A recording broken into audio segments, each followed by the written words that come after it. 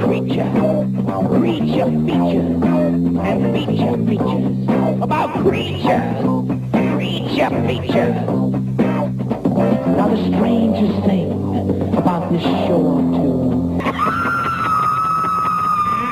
features and creature features, and more creatures and more features.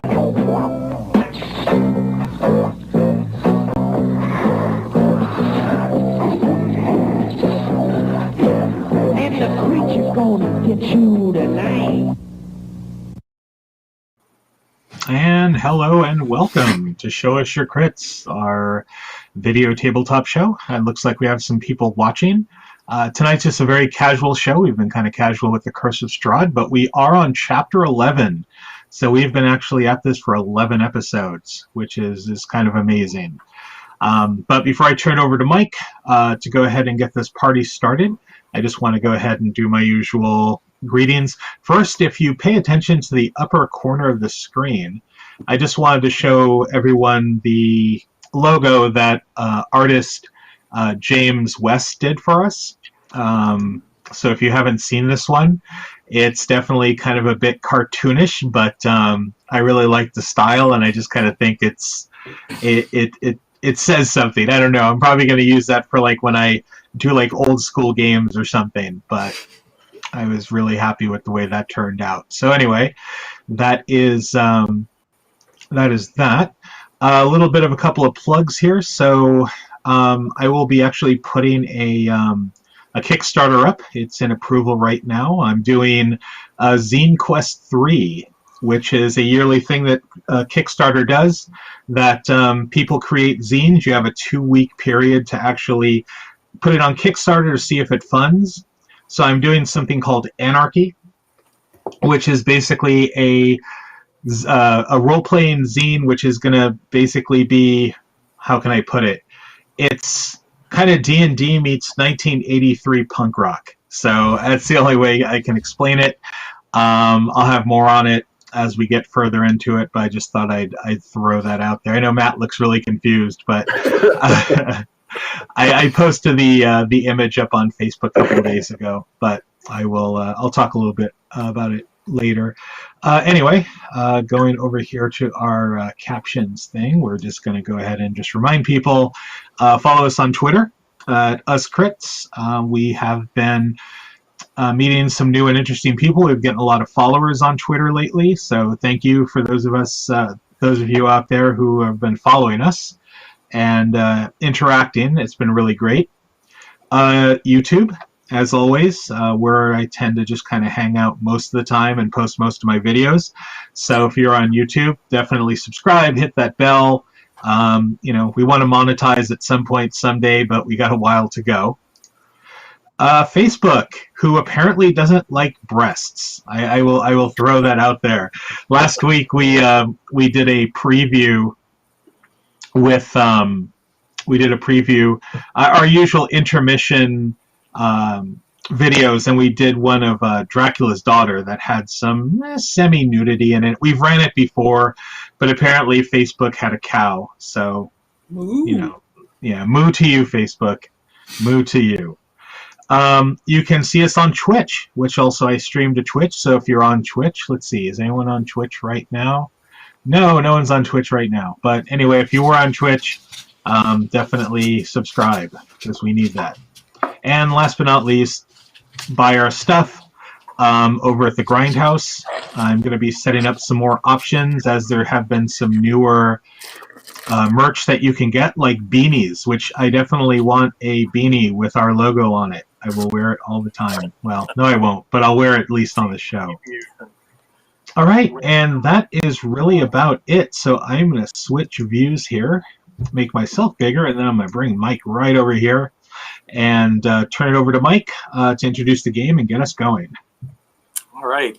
Thanks a lot, James, and welcome everybody to episode 11 of Curse of Strahd. So this is the 11th in the series. Kind of surprised we've made it this far. It's very exciting. So without further ado, let us introduce the characters that'll be playing tonight. Matt, why don't we go ahead and start with your character? Okie dokie. I am playing Julius, the Paladin of Helm, God of Guardians. I am the tank of the group. I'm getting beat up quite a bit, actually.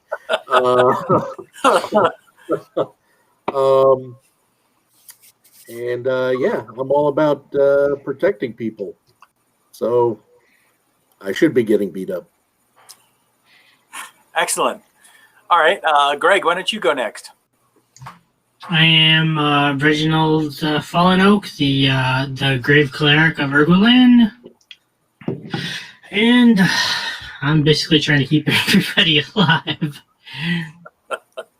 It was hard last time. But we're doing good so far. Cool. Very good. All right.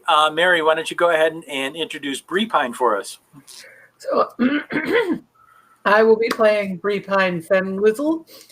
She is the only person who thought ahead and brought jerky instead of raw, jiggly wolf meat. So she's a thinker. All right. And last She's but not definitely least, something. last but not least is James playing Tezzacotl. Take it away, James. All right. Well, I'm playing Tezzacotl. I am a Tabaxi Ranger, and just to put it out there, that jiggly wolf meat makes the best stick meat, which has been my fascination since I've met the Visanti, is that you get raw meat, you stick it on sticks, and it is the best way to eat it. And you can cook it too. I mean, that helps a little. But otherwise, stick meat is golden and yummy, and I don't get beat up much because I kind of just stay and throw things, and usually if I use both my weapons, they don't hit. I need to buy a sword, so hopefully we beat up or kill someone who has a sword so I can have a free sword. But that's about it. So Mike, I'm going to turn it back over to you, and let's game. Awesome.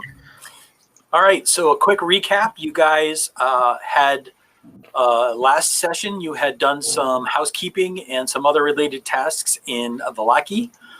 You had decided to leave Vallaki and head back towards Barovia. You had done some investigation work on a caravan, a mysterious caravan that seemed to not follow the normal paths. You guys were trying to find out what happened and where it went, and it looks like it might have even cut through the forest at some point. You continued on your way and came across a old mill that was dilapidated and run down. And after some investigation work, you guys discovered Morgantha, the witch that you had encountered previously, was living there with her two sisters, and a battle ensued. And this session picks up right at the end of the battle. The heroes are victorious. Morgantha has been slain, and their two sisters have fled using some kind of eldritch magic that you guys are unaware of, or beyond your comprehension. So I can comprehend that. Maybe I can't do it. So I'll flip over to the map because you guys are still on the second level of the old mill, and we'll go ahead and start there. Let me see if I can find the map.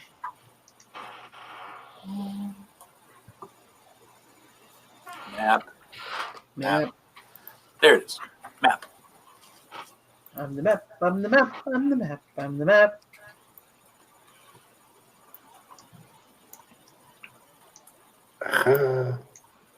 All right.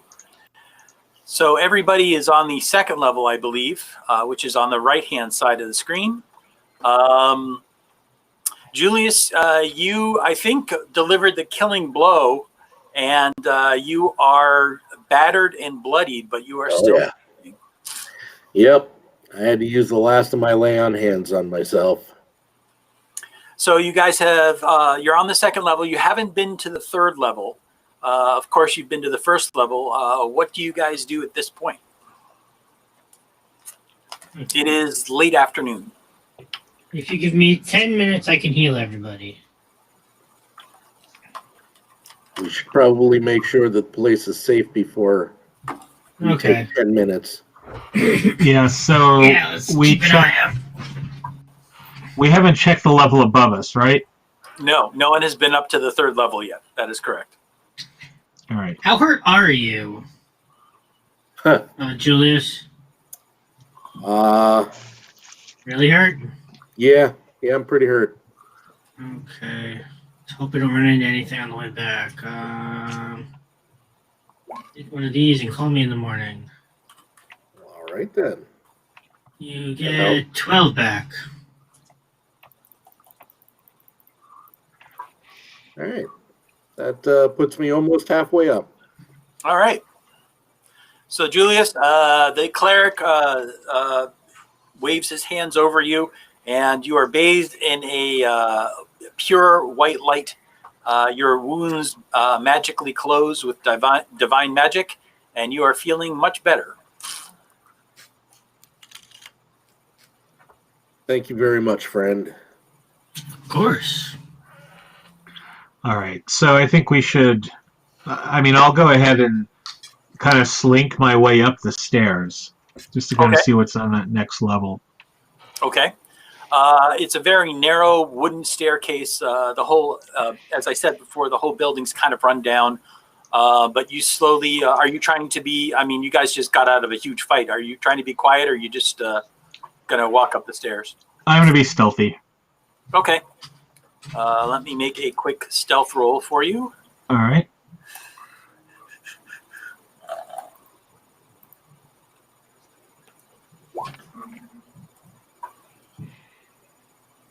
Yes, you are being very stealthy.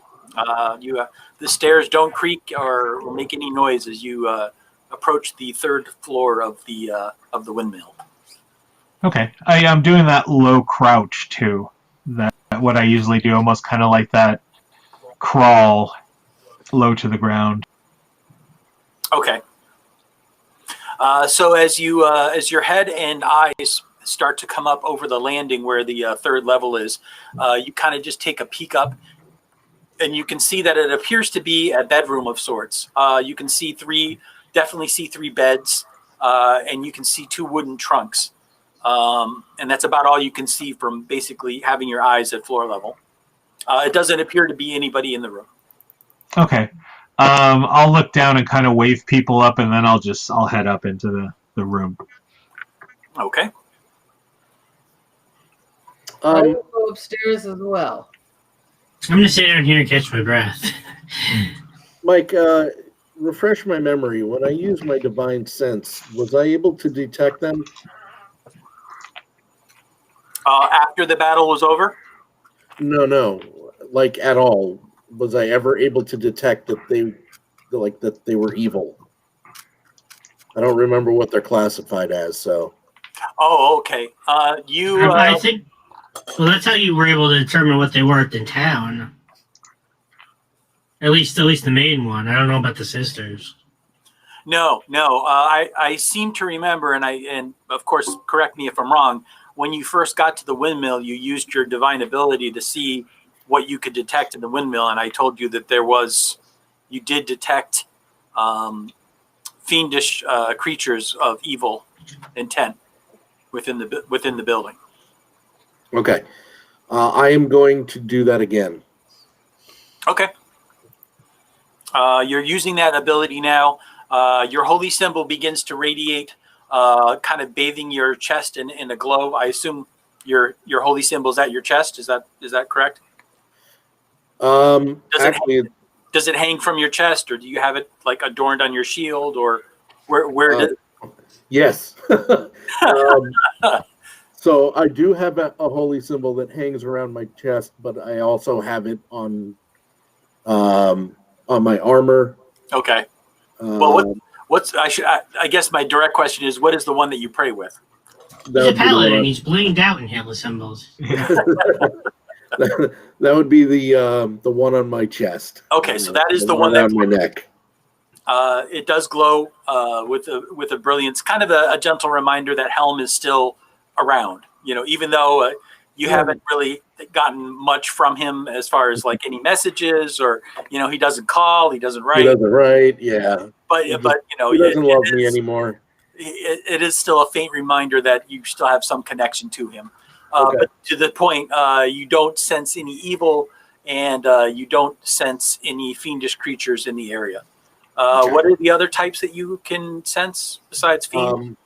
It is out basically celestials, fiends, and undead. So outsiders and undead. Okay. Nope. None of those appear to be anywhere in the area. Cool. I will proceed upstairs then. Okay. It's a tiny, cramped room. It's really only 10 by 10. There is one small bed on the north wall. There's a pile of dirty clothes. Let me read the full description of the area. You can see an armoire, which is basically a freestanding closet. You can see a battered trunk. And then you can see a heap of discarded clothing that appears down in the lower part of the room.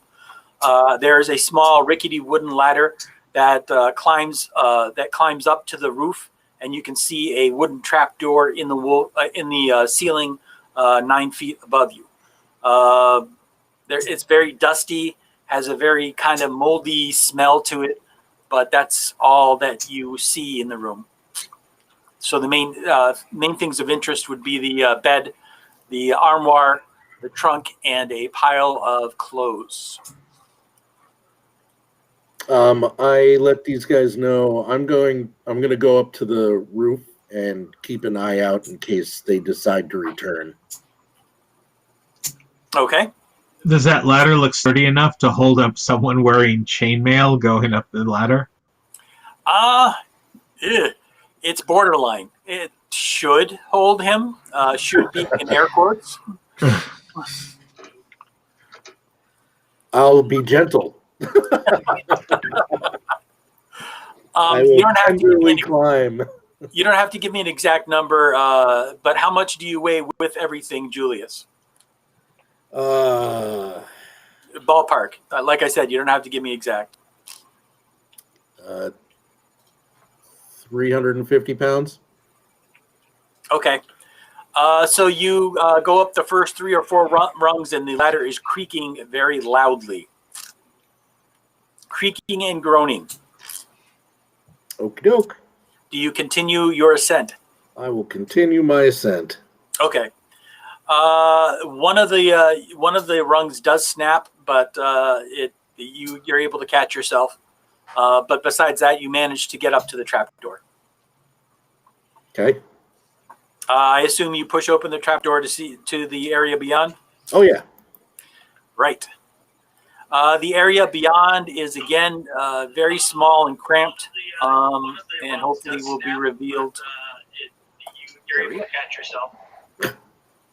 Wow. Oh, the Echo Batman. Right. That's a very strange delay on my...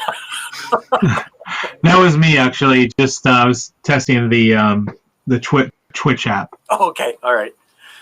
Okay, so this area is about 10 by 10. This really doesn't have much up here except for you've reached the peak of the windmill. You can see that it's a dome chamber that's filled with a bunch of old machinery that helps basically turn the windmill itself. There's not really much more up here, and there's not a whole lot of room to move around. There is some light that does slip through small holes in the wall and the ceiling. There's some bat guano on the ground. Looks like maybe some birds have tried to make a nest here. But besides that, there isn't really much here worth noting. Spell components. So, yeah. So like I said, I'm basically going to keep watch, on the roof and make sure that it doesn't look like the witches are coming back. Okay. Well, you don't really have a clear view of anything up here in the attic, but if you're just patrolling the attic itself to make sure nobody's coming back, that's fine. I'm sorry. So there's no access to the roof? No, there is not. Oh, never mind. I think this is more access to the gears that turn that windmill. Exactly. That's exactly right. Okay. I guess I'll go back downstairs then. Okay. All right, so Tezukoto, while Julius is exploring the floor above, are you doing anything in particular, or are you just waiting for him to return? No, I'm gonna see because I know heard Bree Pine is coming up. Mhm. Oh, okay. Yep, I was going up. So Bree Pine, there is one bed, there is an armoire, there is a battered trunk, and there is a large pile of clothing. I'm going to sift through the large pile of clothing, but I will be making sure to wear my gloves because I do not want to touch it. Okay. The majority of the clothing appears to be clothing suited for children.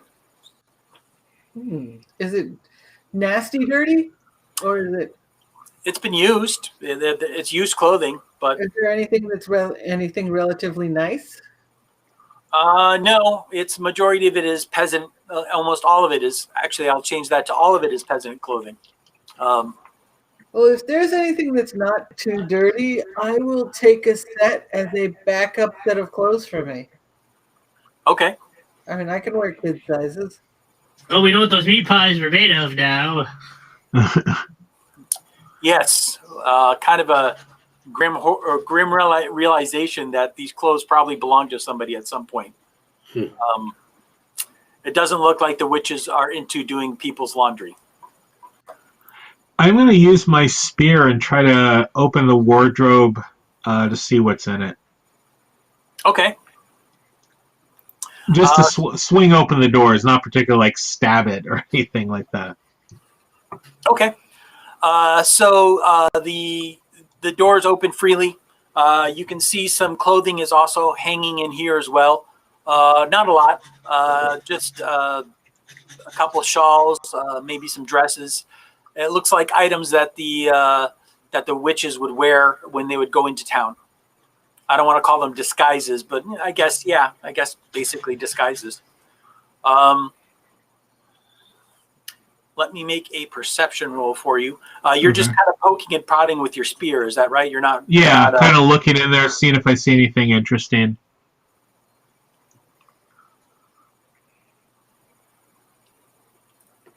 Okay.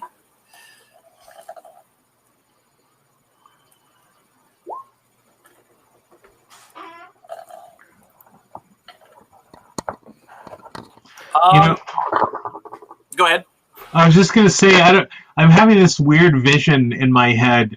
Like you mentioned, there's like witches' women's clothing in there, and I was just kind of for some reason picturing that cartoon where Pete Puma dresses up like a woman and like.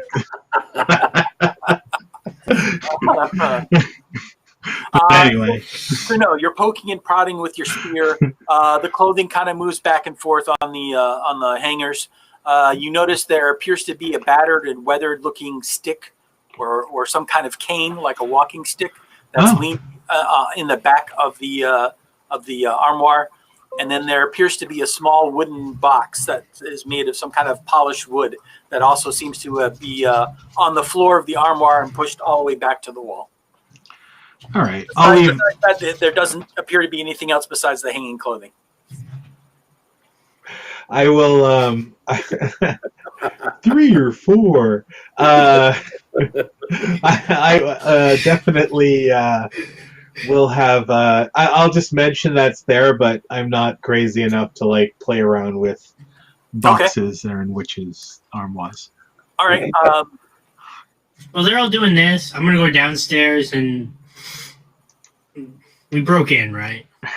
I seem to remember that Julius broke the door down. Yeah. Did I?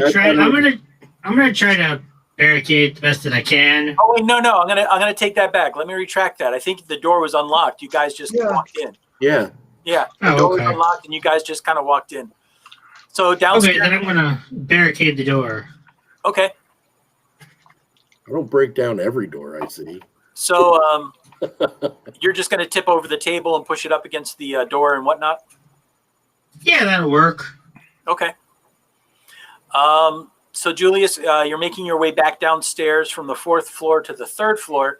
Are you trying to be tread lightly on the stairs or on the ladder rather? Of course. Okay, make a dexterity roll for me. Uh-oh.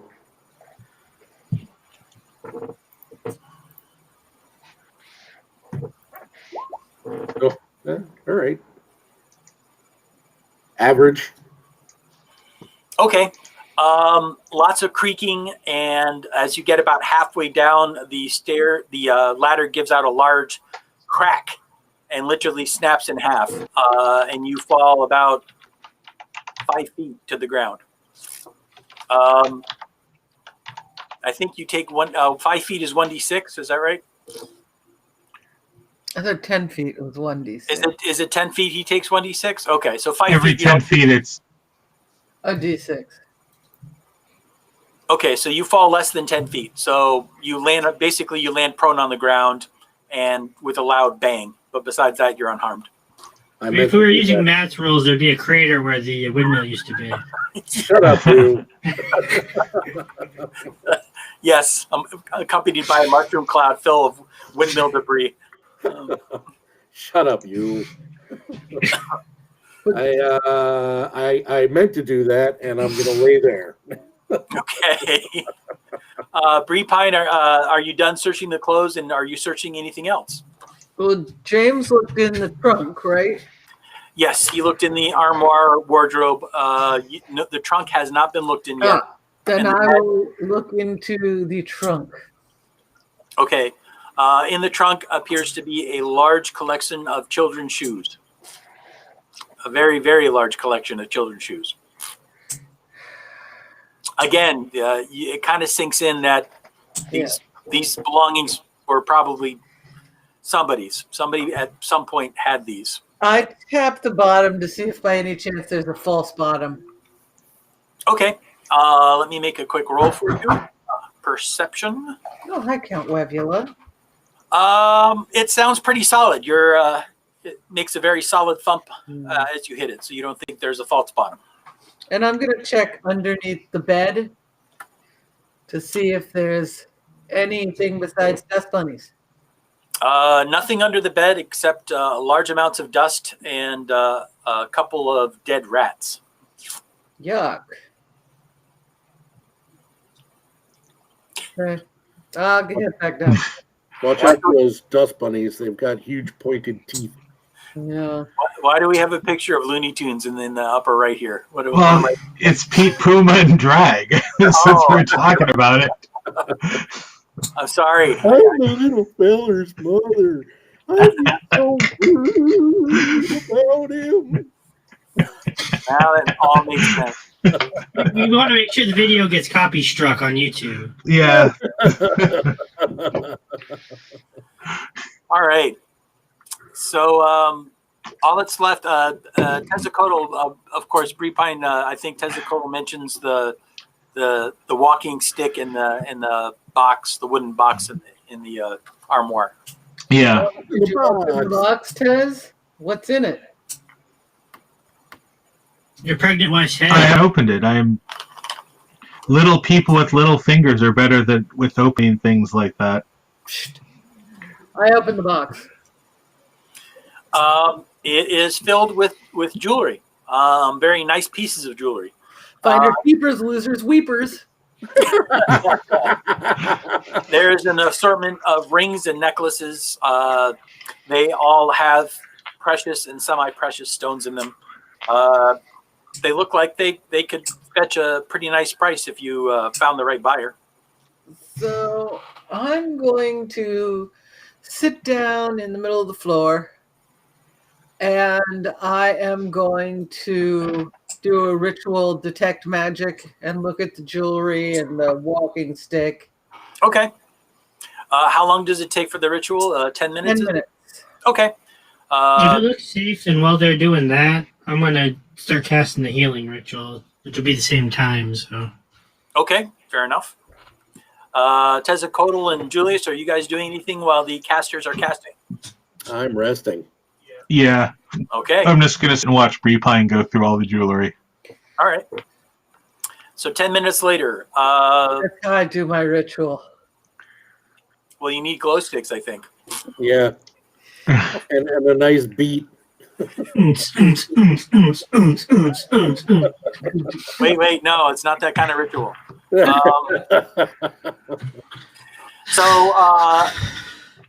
Everybody. Oh, sorry. The majority of the jewelry is kind of cheap, but there's 6 pieces of jewelry in there that actually are worth something. So you can write down on your character that you have 6 pieces of jewelry, each worth 25 gold pieces. Okay. The rest of it is junk. I mean, What about the walking stick? the walking stick does glow faintly of magic. For a normal person, it would be a walking stick. For you, it would probably be a staff. So I pick it up and shake it around a little, see if it'll Like fry anybody or bonk, bonk, bonk on the ground. It's a buck and a quarterstaff. I pick it up and I look down the barrel.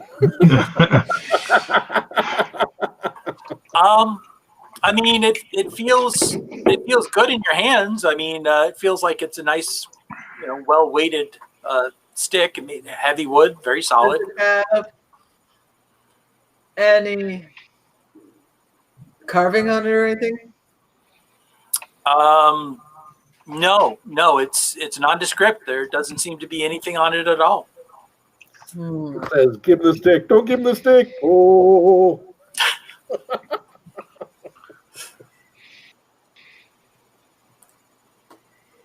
All right. So I'm going to just hang on to it. I don't identify it right now. Okay.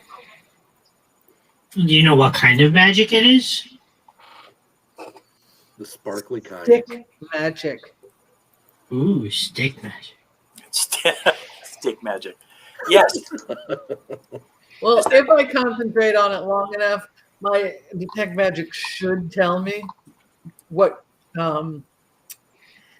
what class of magic it is. Okay.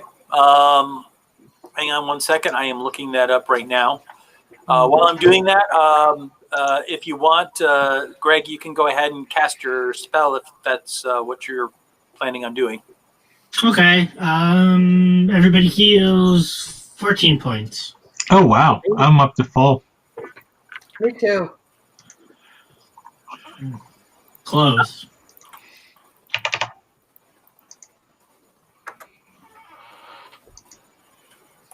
Is anybody not up to full? I'm not. I'm close. The 2 people that took damage in the last fight are not up to full.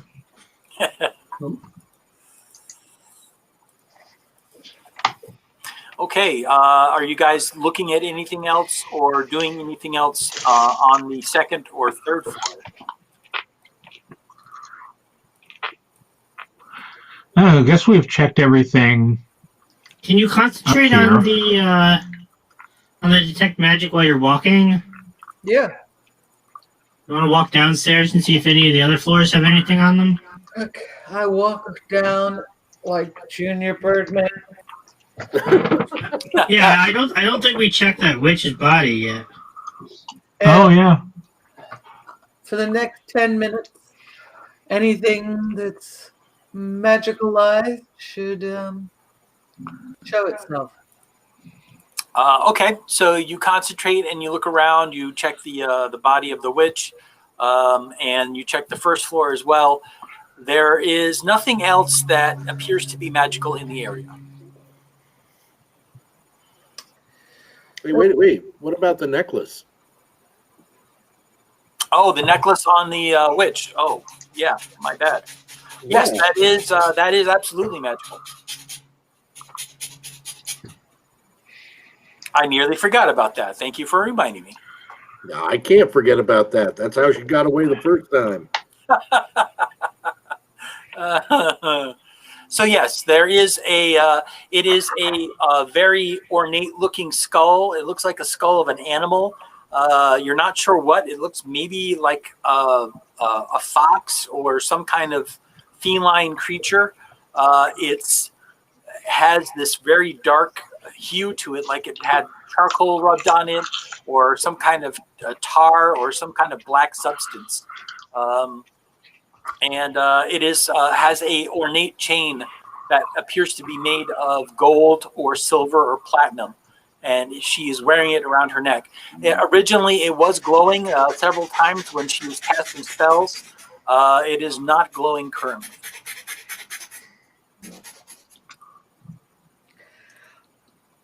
Hey, someone who's big, you want to use the staff to take it off her neck?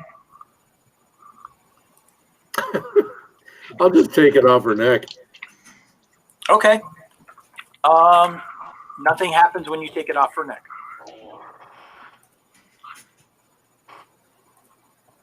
Put it in my backpack. We'll figure it out later. Okay, fair enough. So we decided it was about 4 o'clock or something when we got here, right? Yes. So do we want to sleep over here? Do we want to camp out in the woods? Which direction do we want to go from here? With the wolves, I don't want to go in the woods. But guess what? When I leveled up, I got this little tiny hut that we can sleep in. Ah. Tempting. We could try to march back as far as we can, and then...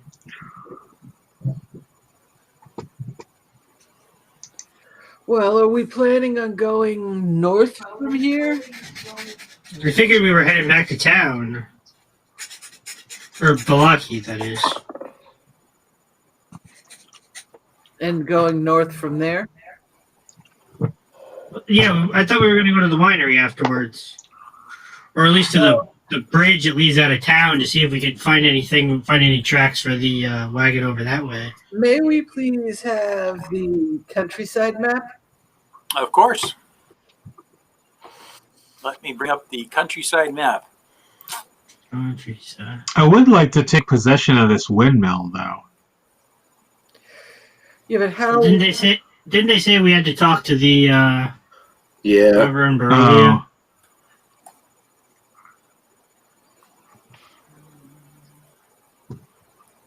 We already technically have a house in Where's Barovia. up here? Oh, there we are. All right, so we are right. Oops, I gotta go on the other screen. Oh, we're actually, hold on, I gotta make this smaller. There's a castle. There's a windmill.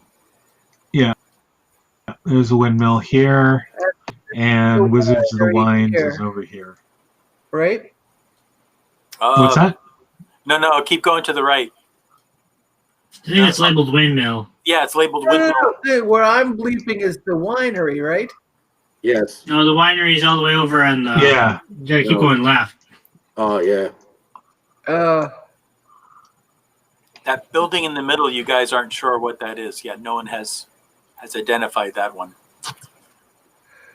Well, why don't we go like this? Where let's go from here, see what this is, and then we could go like that. But we're basically going off-road at that point. Yeah. Tracking through the wilderness. Yeah. Yeah, but The GM likes that idea. I think we should do that. we're not going through the woods. We're just in open land. Hilly land. Yeah. Hilly terrain. It's not horrifying, though. Plus, we also eventually need to go down here. Well, I mean, wouldn't it be easier just to go back to town and then go... If you want to go there? I mean, we got to go this way anyway to see if there's any tracks from the wagon. But I thought we also wanted to go up north. What was up north? I have no idea. No, Yeah.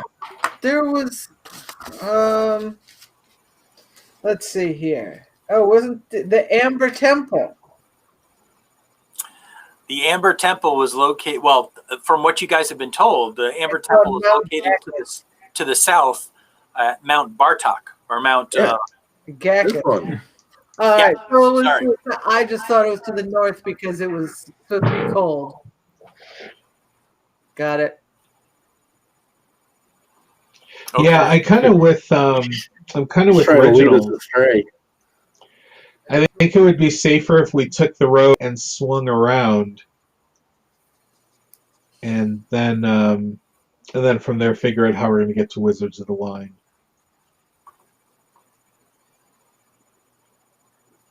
Suppose if we go back to town, we can get our wagon. I was just gonna say we're going to the Wizards of the Wine. We need our wagon. Yeah.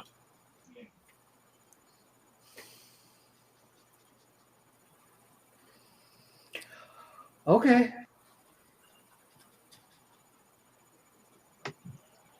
So All right. then you guys are going to head back to Vallaki? Yep. So do we want to just spend the night here? Do we want to get as far back as possible and sleep on the road? What do we want to do? Well, Mike, you said it's late afternoon, right? Yes, it is. It's probably like 5 o'clock. Well, if we know about how long it takes to get back to town, do we think we have enough time to get back to town before sunset? Good afternoon.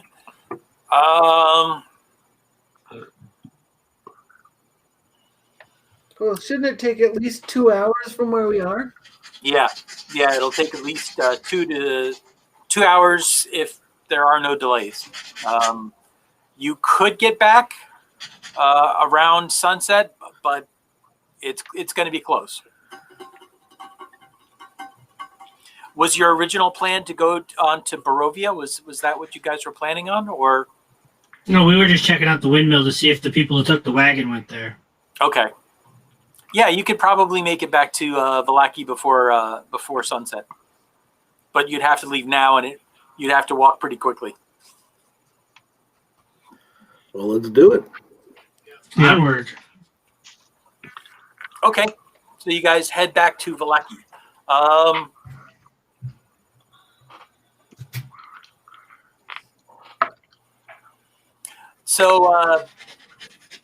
Breepine, the staff has faint transmutation magic connected to it. Do we think there's anybody in Vallaki who could tell us what's up with the staff? You're not sure. You haven't run into any people that profess any great ability to use magic. So you're doubtful, but... Well, after we sleep, I can identify. Oh, okay. I know that when you were talking to the people about the books in town, they said that the guy in charge took everything, so he might know something. Mm-hmm. Okay, so you guys begin heading back. It's late afternoon. The cloud cover begins to get more denser and more packed in. The light begins to dim. All of these are signs that you know that daylight is beginning to leave, diminish. The fog seems to coalesce and starts to slowly creep in closer to the road that you guys are traveling on. Are you guys sticking to the path, or are you guys going to cut through the woods? Because I think last time you decided to cut through the narrow part of the woods. So I'm curious to see if that's your plan again. Well, I think we were thinking about it. We decided against it because we didn't know what was going to be in there. Well, we did it on the way down. Oh, we did? Yeah. Okay. I'm a forest gnome, so I'm always up for going through the woods, but I know a lot of these landlubbers aren't always into doing it. Okay, so you guys stick to the path. As you are traveling, you do hear the sound of horses, and it sounds like a wagon. You don't see anything ahead, but you do hear something coming down the road, coming closer for sure. Like, What does it sound like? You can hear the sound of horses nickering. It sounds like the sound of wheels on the road itself. And you can hear the murmur of people talking. I think we should hide. I don't trust this place. I really don't want to get into another fight right now. Mike, ping the map where we are. You guys are about here. Okay. Just around the bend. Just around the bend, right? Well, we can duck into the woods. Yeah, that's probably the best, and just let people pass and see what's going on. Okay, so you guys all make a hasty retreat to the woods. Are you trying to be stealthy about it, I assume? Naturally. Yeah. Naturally. Okay, let me make some stealth rolls real quick.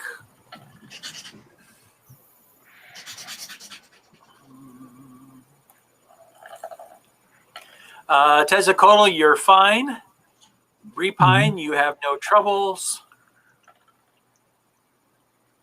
Greg, you are also doing very well. Here it comes. Julius, you sound like you're dragging a kitchen behind you. Yep. Clang, clang, clang, clang, clang, clang, clang, clang. You don't think you're being very quiet. So I'm going to find some place like a bush or something I can hide behind, and Okay. I'm going to stop moving. Okay. All right. So you don't make it to the tree line. You're about halfway there. There is a small grouping of trees and a couple bushes that you're basically standing behind. It provides you. It's not the most. It's not the most detailed concealment, but it'll do for now, I guess. It's like that picture of the baby bear hiding behind the telephone pole. Something like that, yeah. So not too long before you guys have found your hiding places, out of the fog, you can see two wagons that seem to be laden down with goods. You can see drivers driving the wagons led by horses. And there are several people carrying what looks like crossbows. And they're walking alongside the wagons, and they look very on edge, uncomfortable. Everyone appears to be human. They appear to be commoners, but some of them are actually wearing looks like leather armor or some kind of protection. And they seem to be cautiously peering out into the fog as they are making their way down the road. They're coming from Barovia, or they're coming from Vallaki? They are coming from Vallaki to traveling to Barovia. Damn, that's late. They are not going to make it. Yes, it is very late, and yes, they are not going to make it by dark. Maybe they're going to go stay in the windmill. Or they'll set up camp and nothing will happen. Yes, of course. Of course nothing will happen. Right behind them is a bunch of teenagers that are going to spend the weekend in an old hideout in the woods. Mm-hmm. Because nothing will happen to them either. They're all going to go to the lake and stay at a camp and have sex and drink beer. Yes. Or something. That'll be fine.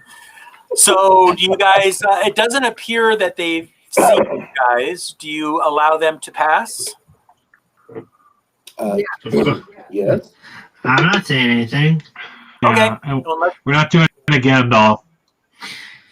Unless you guys make your presence known, they continue on their way and they quickly disappear into the fog. And hopefully they'll make it to Barovia. I guess we'll never know. Stealthy. That's the SDP. Okay. Once you guys are confident that you can't see or hear them anymore, I assume you head back out onto the path and continue on your way? Mm-hmm. Yeah. Okay. I say a prayer to Helm for them, for their safe passage and arriving safely at their destination. Okay. Fair enough. So you guys can see that the paladin kind of dips his head a little bit and places his hand on his holy symbol, and you can hear him murmuring quietly, and then you guys resume your journey. Around the time that the moon is starting to rise up over the woods, you can see that the cloud cover is very low, but up high in the air, you can see that is actually a pretty clear night. As the moon is just starting to come up over the tree line, you guys are approaching the town of Vallaki. The doors are closed, but you can see guards nervously patrolling up on the top, on the bulwark. As you guys are approaching, one of them calls out and says, "Halt, who goes there?" It is I, Julius, Paladin of Helm, God of Guardians. Surely you remember this pompous ass. They should know me by now. The guards kind of look at each other, and one of them says, we'll open the door for you. And Thank you. After a couple of moments, the door opens up. They only open it up just enough for basically you guys to pass through single file, and they look very nervous about doing it. But you guys all pass into the town, and they quickly close the door and throw the bar. They said one of them says to you, "It's rather late for you to be traveling at night. What brings you to Vallaki at this late hour?" Our beds. You're tempting fate by staying out, traveling the roads at night. You are lucky this time, but next time you may not be so. We're certainly not tempting fate as much as that wagon train we saw pass by us. One of the guards shakes his head and he says, "Truly a foolhardy bunch." He says, "Hopefully they'll make it to their destination. I worry, though, that there'll be another casualty the next time you travel the roads." Why are they leaving? They were desperate to get to Vallaki, to Barovia. They had some wine that they wanted to try and transport, and for some reason they weren't willing to wait. They needed to leave tonight.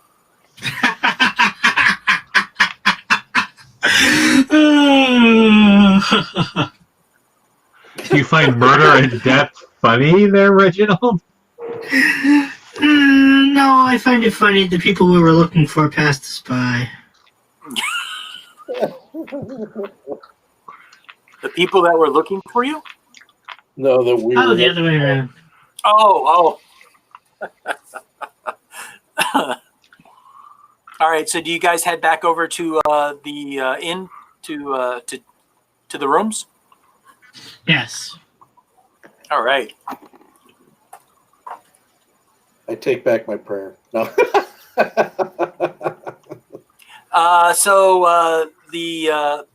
After you guys knock on the door for a little while, the innkeeper opens up the door.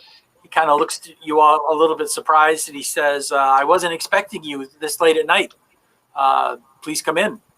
Well, we were slightly delayed, protecting the surrounding towns by killing a witch. He says, "You came across a witch." He says, "How awful. Well, it's a good thing that you got rid of her. Did she offer much trouble to you?" No more than can be expected. He says, "Well, you've done the area a good service. Hopefully everyone can sleep a little bit easier knowing that she's been destroyed. And your children won't be eaten." Yes. He says, "Is she the one responsible for the missing children?" It would seem so. It would seem so. Well, that's unfortunate, but it's a good thing that you found the cause and got rid of it. She is the witch has been destroyed. She won't be returning. Yes, I can tell. she will not be returning. He seems visibly relieved. He says, "Oh, good." He says, "Well, I'm sure then you are looking to retire for the evening. You must be tired. Can I get you anything to eat before you retire to your rooms?" What are our options? Yes. What is on the menu tonight? There is, we caught a bunch of fish from the lake, so there is a bunch of whitefish that was cooked and roasted over the fire. Yeah. And Lightly sauteed with garlic and a splash of lemon. I caught bits and pieces of that. I'm sorry. I said lightly roasted with a bit of garlic and a splash of lemon. Yes, exactly. He says, I can bring you out some of that if you're interested in eating. Sure. Yep. Oh, and for some reason, we have lots of wolf steaks. Lots and lots of wolf steaks. For some reason. No wolf will have fish. Okay. So he brings out a plate of roasted fish. He also has a fish stew made pretty much of the same. You guys are able to eat it. It's a simple meal, but it tastes good and it's warm, so it seems to hit the spot. He doesn't make much small talk.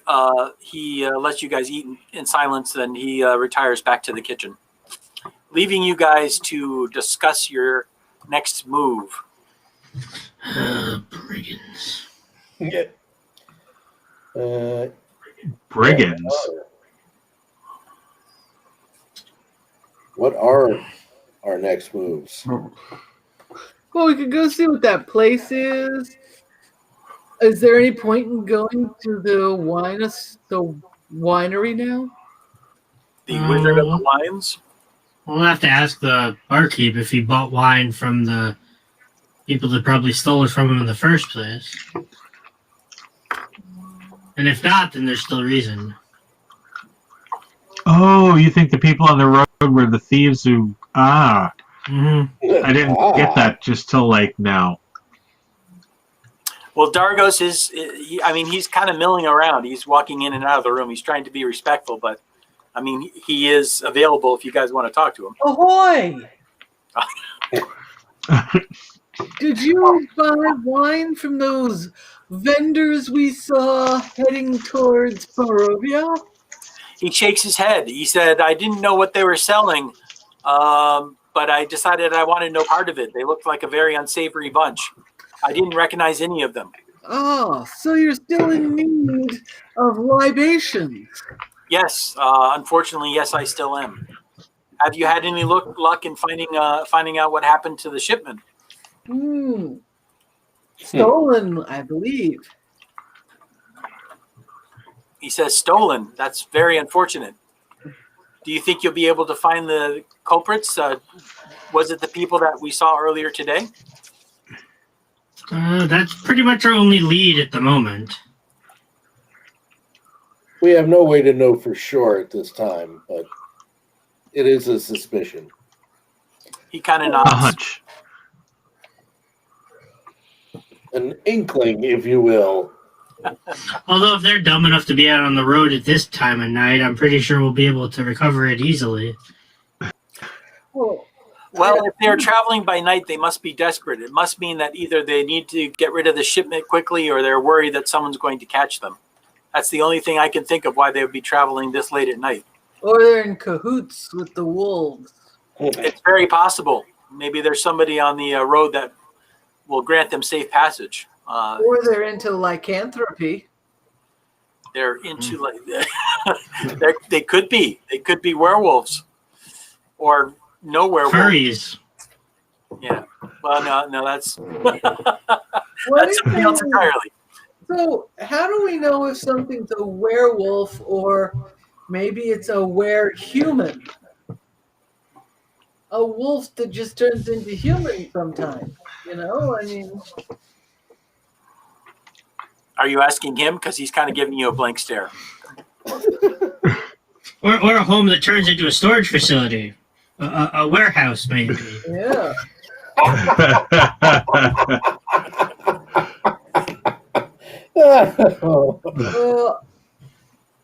Sir, I think we will try and get you a new shipment of vino. He smiles. He says, "I would appreciate that if you can procure more wine. That would help me greatly, and of course the town. Of course. People are very disheartened that they're unable to buy any more wine, and all I have is this very bad beer and ale." It's not that bad.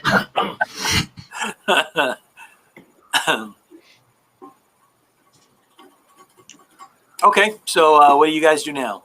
I go to bed. How much does a shipment of wine normally cost? Because I just want to make sure that we're going to have enough to pay for whatever to get it in the first place.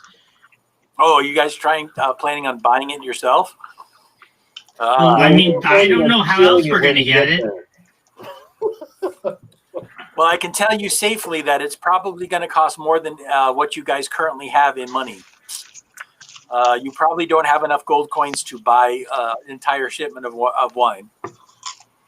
Does he have enough gold? Should we talk to the guy in charge of the town? And you could try. You could try that. See if somebody's willing to fund or put up some money to try and get another shipment, or find the original shipment. Either one. Okay. Well, we'll worry about that part tomorrow morning. Okay. I don't think we should try to find the original shipment. I mean, we know some of it was smashed, right? Because we found wine kegs on the road. And yeah. And if it was those people in the wagons, we were definitely outnumbered. And they might have sold it all to the gypsies.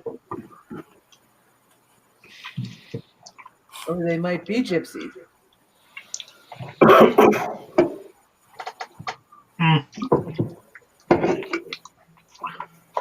All right. Hey, now, don't besmirch their good name. Okay, so you guys all head to your respective rooms. Yeah, get some sleep. Are you doing the same sleeping arrangements, or are you doing something different? Because last time I seem to remember that tall people in one room, short people in another room. Yes. The vertically disadvantaged in one room and the others in the other room. So, okay. Unless you guys are doing anything in particular, you guys all go to sleep? Yeah, absolutely. Okay. So you all fall asleep. Julius, once you fall asleep, you are besieged, I guess would be the word, by visions.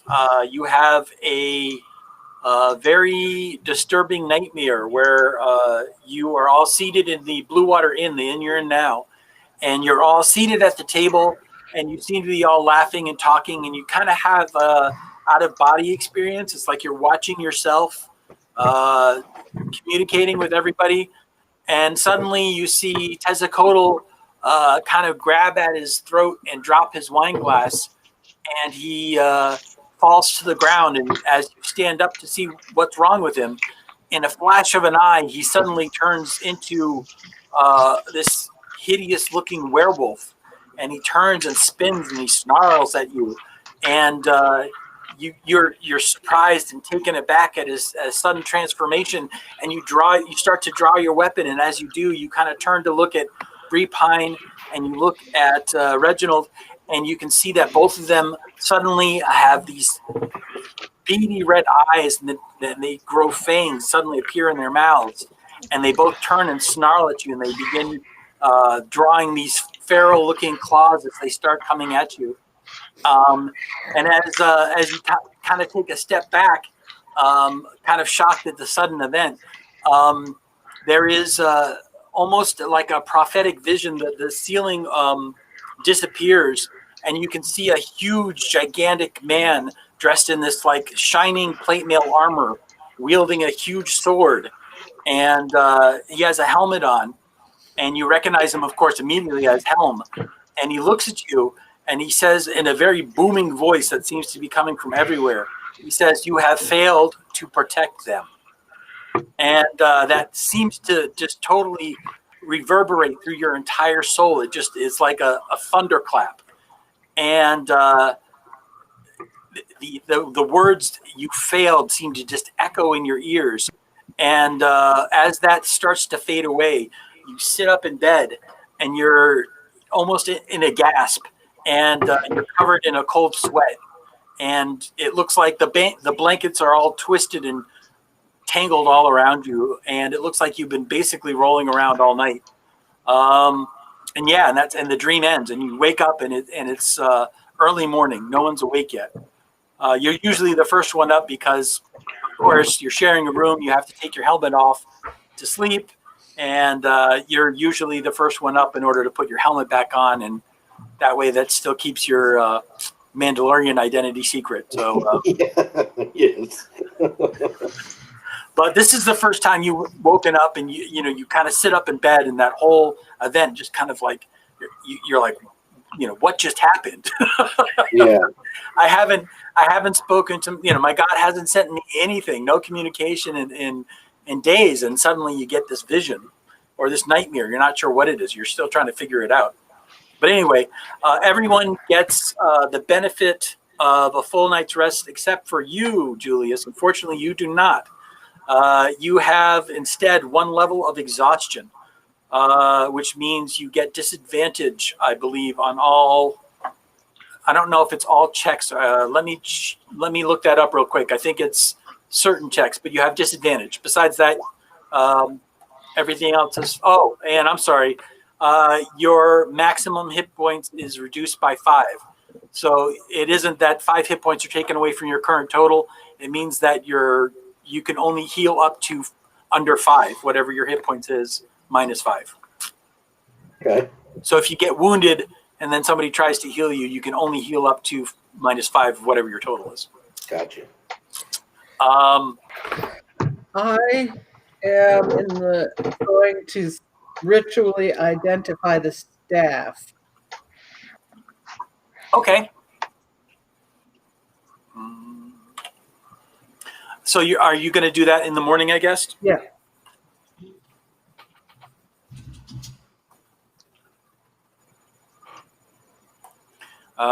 Exhaustion, disadvantage on ability checks. So any ability check that you have to make, you have disadvantage. Oh, and Reginald just typed the same thing. So there you go. Do I heal any hit points? No, because you did not gain the benefits of a full night's of a rest. So of a long rest. So no, hit points are not healed. For a short rest, you get to spend hit dice? Yes. Okay. So you don't get any hit dice back for a long rest, but if you haven't spent any hit dice, you can use them in a short rest and get some hit points back now.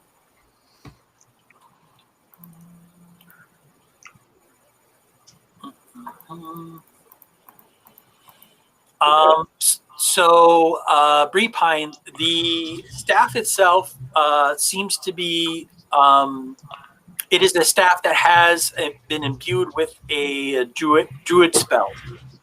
So it looks like it's been made for a druid. And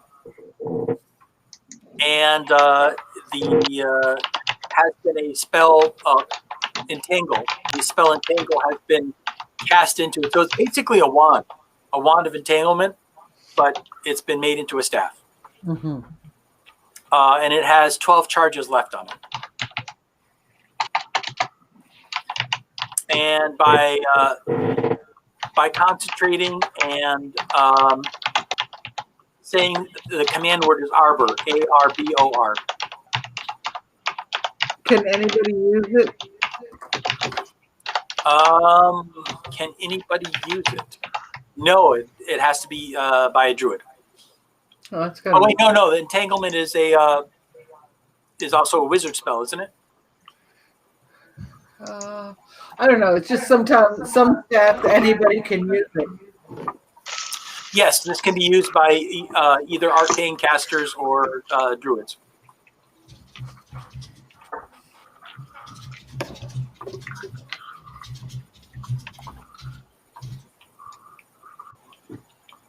Okay, so then after you guys get up, what do you guys do next? Have breakfast. Okay, it's pretty much the usual. No different from any other time that you guys have had breakfast. There's bread, there's some fruits, there's porridge. So after you guys eat your breakfast, I want to talk to the barkeep about what he normally does to pay for the wine shipment. Meanwhile, I'm going to talk to Tez, and I'm going to say to him, I think perhaps you should hold on to this, and I hand him the silver short sword. okay. And I say, just in case we run into any werewolves. Oh, wow. I appreciate this. Yes, I've been finding my spear very ineffective in fighting, so thank you. Of course. Okay.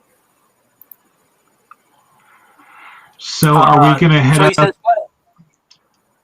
I'm sorry, go ahead. So he says to you, Reginald, he says, well, usually when the profits that I make, I usually save them up, and then whatever money I've made that's a profit, I use towards the next shipment. Okay. So, I'm sure that already went to the last shipment that got lost. yes. So right now I'm out about 300 gold. Yeah. Did you guys already tell him that you found some wine kegs that were broken? Yes. Yes.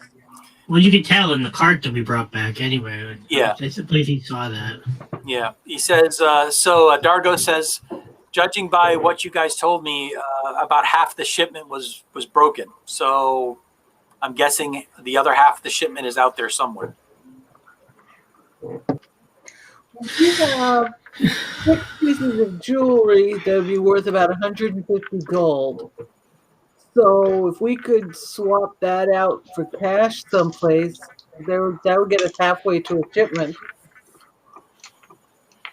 Now, Breepine, are you talking to the party or are you talking to him? The party. Okay. As a group, Yeah, I mean, we have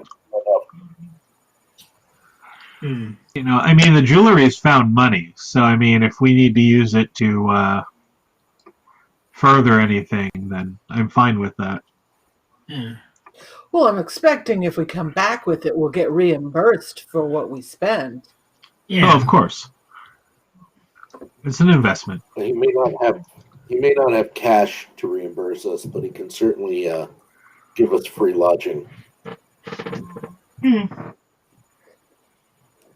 Which will be useful since we seem to be here a lot. Yes. It'll be nice to have a place to stay here since we already technically have a place we could stay in Barovia, so. Real quick, Matt, go over your, just list off the special abilities you have as a paladin. I'm trying to pull up your character, and for some reason, it's just coming up blank, so I don't know what's going on with my roll. Just my paladin abilities? Yeah, just the names. You don't have to give me the descriptions of each. Okay. Divine Sense, Lay on Hands, Radiant Soul. What is Radiant Soul again? Actually, that's racial. My bad. Okay. Fighting Style, Divine Smite, Divine Health, Sacred Oath, and Extra Attack. What is Sacred Oath again? That's the one that lets me, basically it's Smite. I can do Sacred Weapon, Okay. or I can do Turn Undead. And your racial ability, just a summary of what that one is? Radiant Soul is the one that makes my eyes glow, and I get wings, Right. incorporeal wings that let me fly. Okay, thanks. I'll have to try your character sheet later and see why I can't get it to pop out. Anyway, right. So you guys are talking about the jewelry and seeing if you can sell it. Everybody looks kind of downtrodden today because you can see everybody is drinking some very weak looking beer. Nobody has wine. Swill. Does the barkeep know of anybody that might be interested in the jewelry? Well, he kind of thinks about it. Dargo says there is a bunch of Visanti. There's a Visanti camp that's next to Barovia. I know that they usually are interested in jewelry. I'm not sure what they do with it. Oh, we definitely know them. That's the wrong way. That's the name of this game. Back and forth and back and forth and back and forth.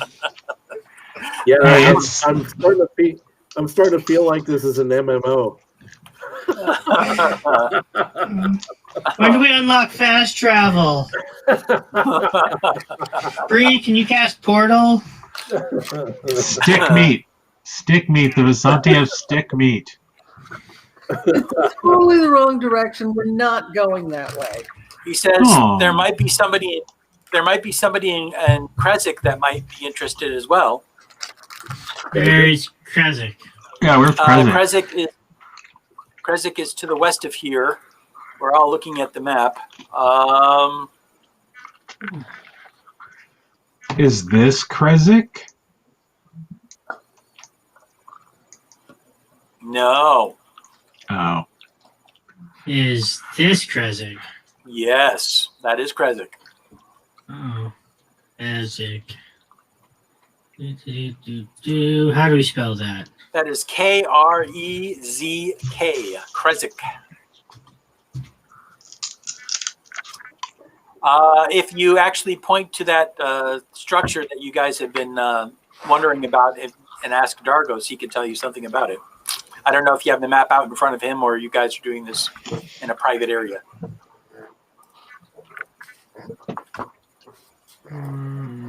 Well, the question is, do we actually have this map, like as player characters? Yes. This is, I don't know Oh, if you guys, well, this is a little bit of a GM fiat. This was a map that once upon a time was on Ferris, the thief that was with you guys.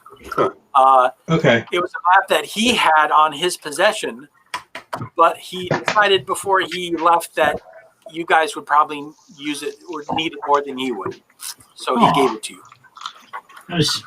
He was always such a nice guy. How uncharacteristically generous. Yes. The Earth. Yes. So that's how you got the map. Because the DM says so. Okay, so yeah, Like let's I ask said, a him. little bit of a GM fiat there. So, We'll ask him if he knows what this All right. is, and we'll also ask him if he knows what this is. This thing on the water over here. all right. So you're asking about the pink arrow where the building. Yeah, where the Yeah. He says that is the ruins of a castle. There once was a group of paladins. I think they belonged to some kind of order of the Silver Dragon or something along those lines. They were before the Great War, before Strahd had unleashed his evil on the lands. They were defenders of the area, and they had put up a valiant fight. I remember from the stories I was told as a child. But unfortunately, Strahd's army of evil was too much, and they were vanquished. And all that remains of the order is the ruins of the castle, which they say is haunted, and has been overrun by the undead that Strahd commands. is there? Well, of course, I think everything in this land is overrun by the undead. And I guess they should just put that in parentheses under it, just about everything. What was the other question that you had?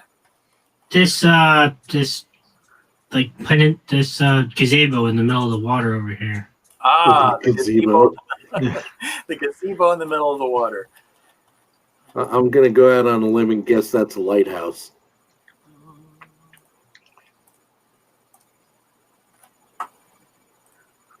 On a lake? That is on a lake. Yeah.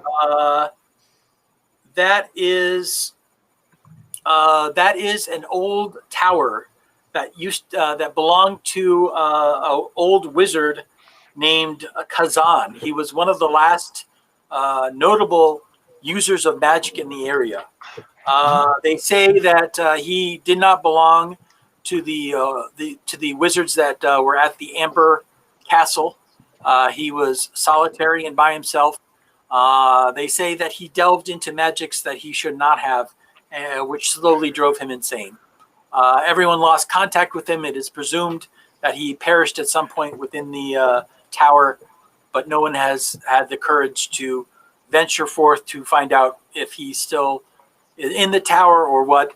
As he slowly slipped into madness, he cast powerful magic spells of protection on his tower and was known to assault anybody that ventured close to the tower with fireballs and other deadly spells.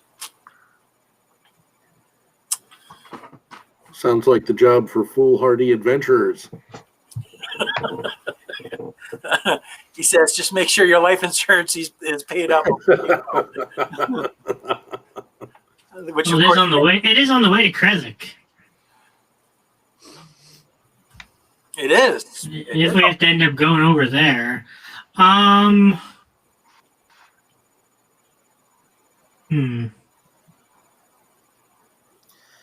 So we want to see if the Lord would be willing to put anything towards the shipment of wine. Dargo says, well, I guess you could ask. I don't know. I don't know if he'd be interested in funding for a shipment of wine. But I suppose it wouldn't hurt to ask him. If anybody around here would have the money to be able to do that, I'm believe it would be him.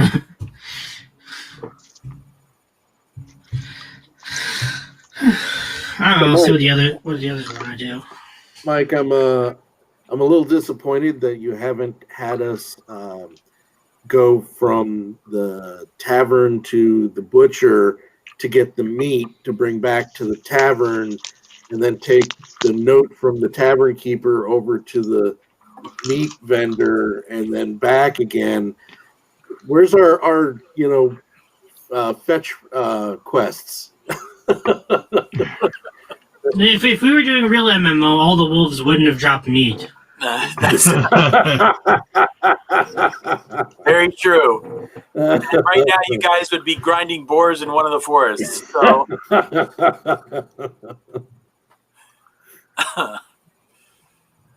At any rate, so do you guys ask him about anything else on the map, or are you all done with that? Let's see, what else is there to ask about?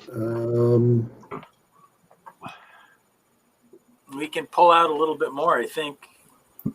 Is this then the question is this an island in the middle of this lake? Yes, that is a very small island. He says he Okay. doesn't know anything is on that island outside of waterfowl and possibly some turtles. There's no misfit toys. No, it's not the island of Misfit Toys. Oh, no Charbox. That always upset me, so I don't want to talk about it. Okay. All right. There are no other little towns or structures or ruins. No. Well, not that we see on the Oh, map. wait. There's one. Where? Where do you see one? Where? There's like a well or a pit. Yeah, I'm digging it right now. South of the Dragon Castle. I think that's a Wizards of the Coast copyright trademark. That's one of those paper towns. It's only on there to see if anybody copies this map. Right, right. Let's see. What are you guys looking at now? That.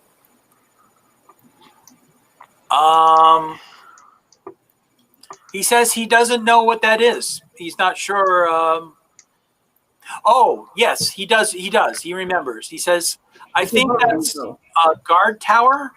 I'm pretty sure that was a guard tower. It hasn't been used in quite some time, though. It fell out of use around the time that the knights of the Silver Dragon were vanquished, or destroyed, or defeated. Or all of the above. Well, I like the idea. I like the idea of the haunted castle, but I think we try to get the wine, or maybe you can visit the haunted castle on the way over, since it's kind of, on the way over. Well, you guys did pick up a lot of quests. I mean, our quest log is almost full. We got to grind some of these quests out. All right, so why don't we actually, before we start going on this, go ahead and take our break, since it's almost 10 o'clock. All right. And we will come back, and we have some cool stuff to watch for break. So here's intermission. 100% breast. Intermission time. Time stretch you've been wanting. And best of all, time to take your pick from the scrumptious array of tasty treats waiting for you at the snack bar, where the popcorn's pop. The cold drinks are sparkling. The hot dogs are sling. The coffee's steaming. And a luscious treasure of confectionery delights with ice cream and candy and so much more to tempt taste is waiting for you now at the snack bar. You'll be notified in plenty of time when the next show is about to begin.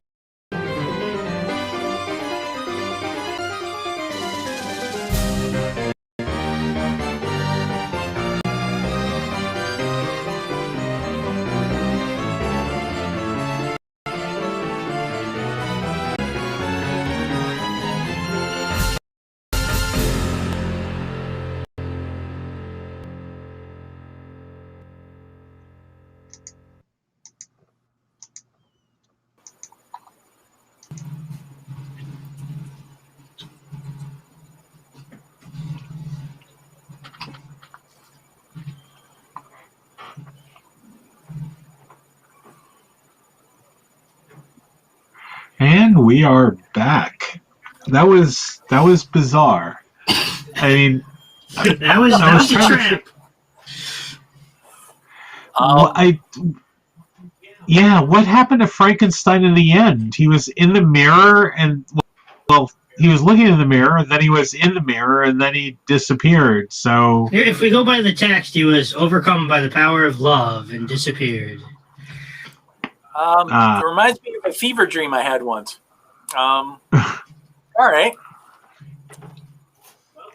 Well, there was no boobs in that, so Facebook can't shut us down. You'd There think. you go. And apparently it was produced in 1910, so I'm sure there's no copyright infringement either. Over 100 years ago. No copyright. That is a complete, as they say, public domain piece. And I think I understand why. All right. So you guys are all at the Blue Water Inn in the village of Vallaki. It is early morning. The skies are overcast and gray, and you have the map rolled out in front of you, and you are deciding on your next plan.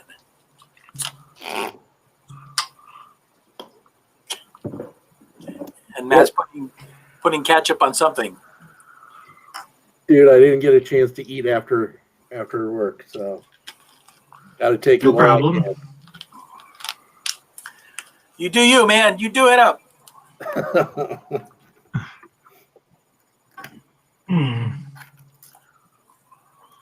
So yeah, you could try and talk to the noble and see if you can get some more money to get another shipment of wine. You could try and track down the missing shipment of wine that you think headed back towards Barovia. You could investigate the ruins of the castle. You could go to the Wizard of the Wines. I don't know if I trust the former amount, the old wine. Why you think somebody might have mixed it up with something, or it's contaminated, or I don't trust them. Well, I mean, the noble knows us as wolf hunters. I mean, maybe doing us a solid. Because we're not doing it for us. We're doing it for the town.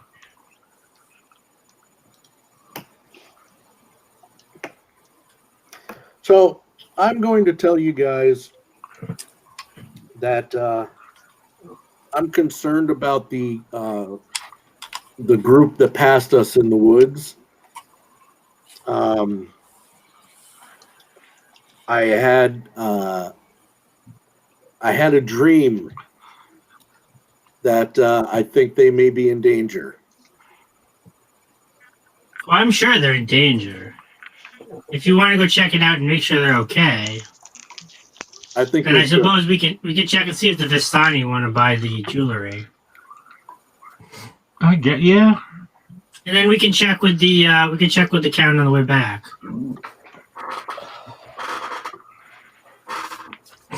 Meat. Yes, you can have some steak meat.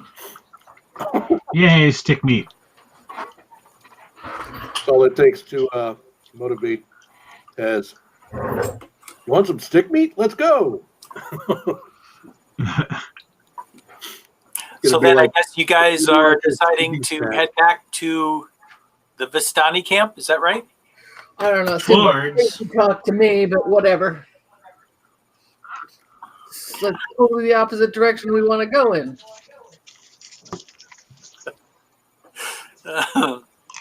We have a lot of directions to go in at this point. Well, what is your suggestion, Repine?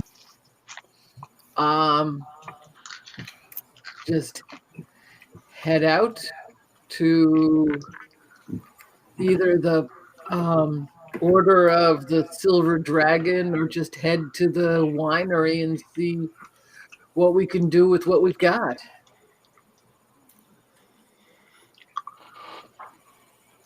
So you are saying that something that can actually wait should be our priority over the potential lives of people. Whose lives are we saving by going to the Vallaki? We're going to go check on that group that passed us in the woods. I thought we decided that they were burglars. We don't know that. But if they kept moving, they could be all the way in Barovia. Sure, it's possible, or they could be injured on the road, or they could be dead. Well, if they're dead, we don't need to do anything about it. That's If they're true. dead, then we could just grab the wine that they had. True. Yeah. Free wine. If they're dead, yes, we don't have to do anything about it. But we won't know that until we find them. I mean, it's going to take a day or two at the most just to go check on them. I don't, it wouldn't hurt, and if it'll make you feel better, that's fine with me.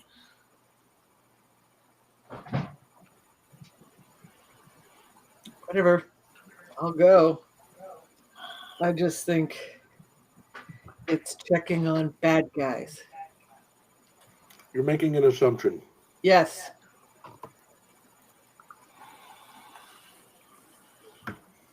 All right, then if we're going to do it, we better move out. I agree. All Yeah, right. we should probably take the. Do you want to take the wagon so we move faster? Yes. Okay. All right. So you guys take the wagon, and before too long, you find yourself once again traveling west towards Barovia. Heath? Yes. When I said west, I meant east. The other way. The other west. Ugh, my camera keeps going out of focus. I don't know what its problem is. Maybe your camera is in fact focus and it's just you that's blurry. Maybe. Somebody- You didn't happen to catch Blur anytime lately, did you? No, I don't have that. Well, I guess then I will ride in the wagon. Okay. So it is heavy and overcast, and as you guys begin traveling east to towards the village of Barovia, not too long after you guys begin traveling, it begins to rain. The clouds open up, and a steady drizzle begins to pour. This wagon isn't watertight, is it? This is an open wagon. There's no roof to it, so no, it's not watertight. So just Okay, that's because good. I can, No, I mean, is it going to turn into a boat in here? No, it's not that. The seals are not that tight. It's not gonna hold water. So it's not a portable swimming pool. No. Repine, you were saying?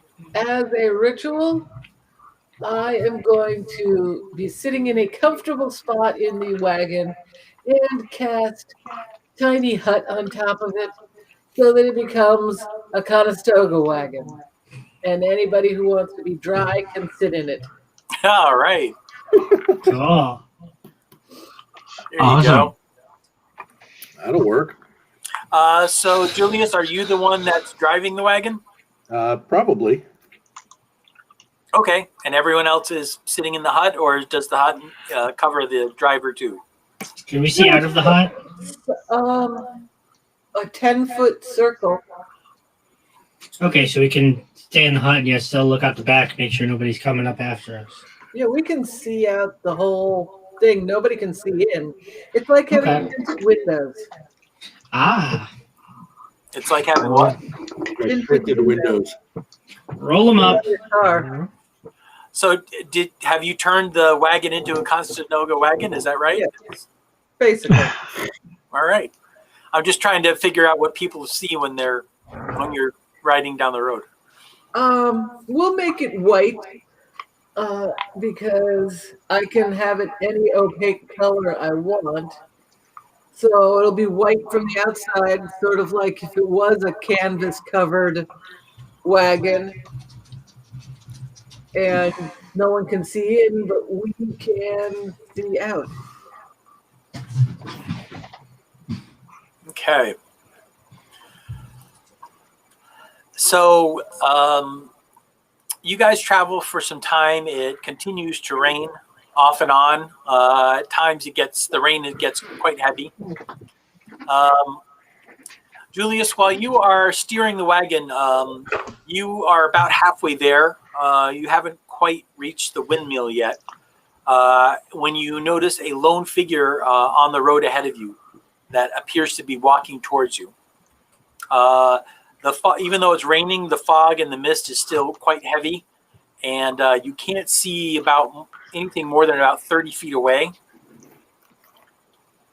Okay. So as it comes into night, I will try and use my divine sense on it to make sure it's not undead or evil. Yeah. Okay. So you once again place your hand on your holy symbol and you concentrate, and as you do, you immediately are filled with the sense that whatever is approaching you is indeed undead, but you don't get any sense of evil. They are undead, though. Okay. So would something like an angel be considered undead? No, but it would be a celestial, which I would detect.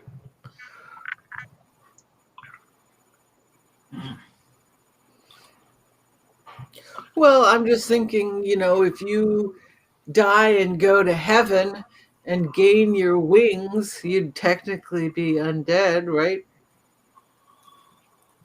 I don't think it works that way.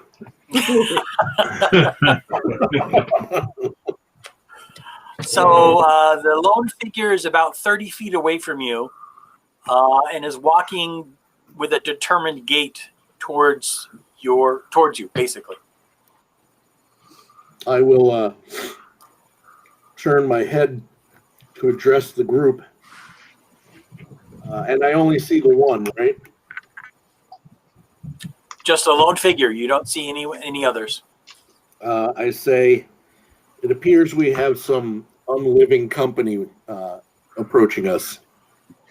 Well, he can't see us, and he can't get in here. But he can see True. the I mean, horse. all it looks like, yeah, you can see the horse and you can see the wagon.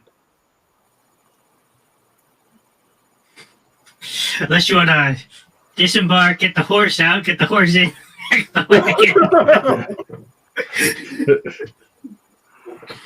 I think probably to do that, I would have to get rid of the hut and put a new one, because I think it's kind of fixed in spot once I cast it. I mean, that would, so if it's like cast on the wagon, it's just set on that part of the wagon. So, Yeah, but I don't want you wasting spells on... Well, I can ritually cast it, but it would take me 11 minutes to cast it, so he would be upon us anyway. Yeah. Yeah. So Julius, you have about one round. He's 30 feet away. So are you planning on doing anything? Let's get ready for something, but let's let him make the first move. Yep, that's what I'm thinking. Yeah, it's kind of what I'm thinking too. The only problem is I have no spells. All my spell slots are used up. Excuse me. Don't worry, you and us. Really? Do we just... Remember, he didn't get the benefits of a long rest. Where do you use your spell slots on? Mostly on smiting the witch. But we've rested since then, right? Yeah, I didn't get a long rest. Remember, he was having nightmares. And I didn't get the benefit of a long rest. I don't know if James is playing in character or James legitimately forgot that he got a long rest. I'm going to go with in character. Yes, because Julius, I don't think you told anyone that you really didn't get a good night's sleep, so no one really knows what's going on. Didn't really mention it. I'm kind of Well- stoic that way.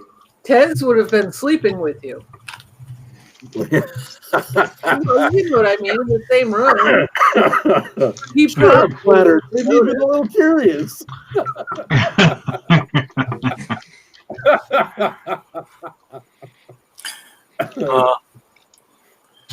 And just like that, Facebook is mad at us again.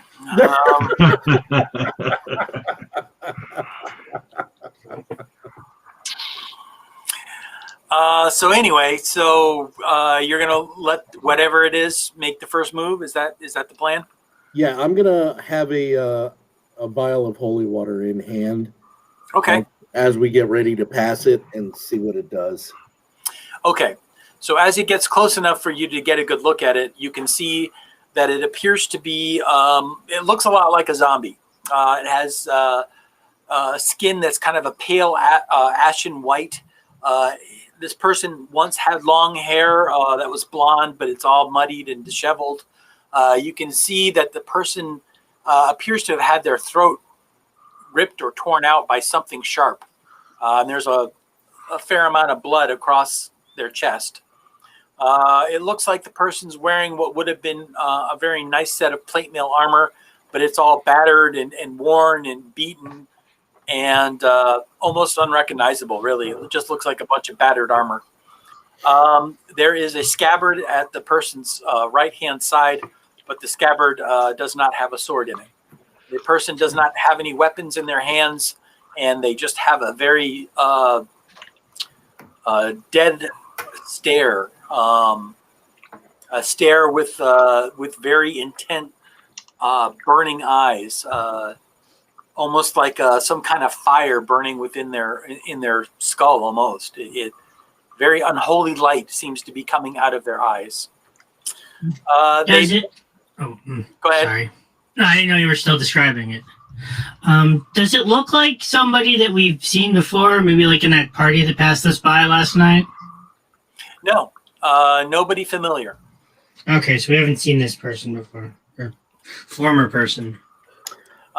This creature or whatever it is does not seem to pay attention to the horse or the vehicle that the horse is pulling, and continues past you guys unless you do something to stop them. Nope, gonna keep going. Yeah, just let it go by. I don't like the idea of leaving something like that, but yeah, if you guys want to keep going. Wait a minute. Hold on. Back up a second. Where are we? On the road. No. Where on the road? I believe we're right before the curve. Here, I think he said. And the zombie seems to be walking towards the town. Yes, it seems to be walking towards the town of Vallaki. Correct. I'm going to stop the wagon, and I'm going to say, you guys wait here. I'll be right back. Okay. Okie dokie. I'm going to watch him. I'm going to go and destroy a zombie. Okay. Do you want me to roll initiative? Do you want me to just roll the Well, can you explain in words exactly what you're doing? Yeah, I get off of the wagon, and I'm assuming he's like shuffling. He's not walking very fast. He's walking at about 30 feet, so normal. Normal walking speed. Yeah. So Okay. I mean, a quick jog, and you can catch up to him. That's what I'm going to do, and I'm going to hack him with my greatsword. I will take the reins from Matt, and You don't have to worry about the reins. Jesus has the reins. and we'll hold the horse in a stop. Okay. So let's go ahead and let me get the turn order up here.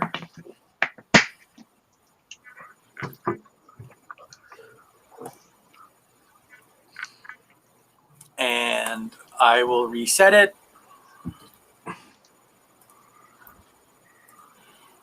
And everyone can go ahead and roll initiative.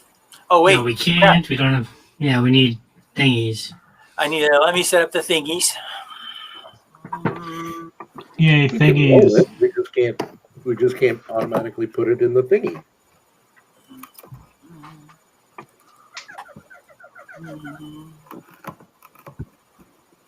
Do.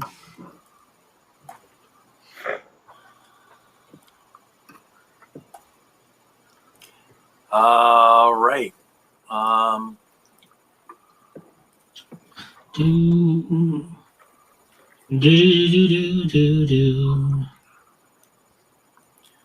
Bring that over there. Do this. Come on, pass the grass on both sides. Real areas.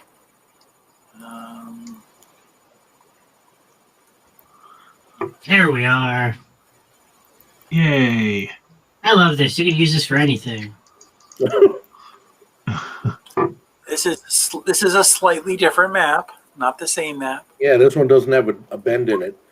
Orc.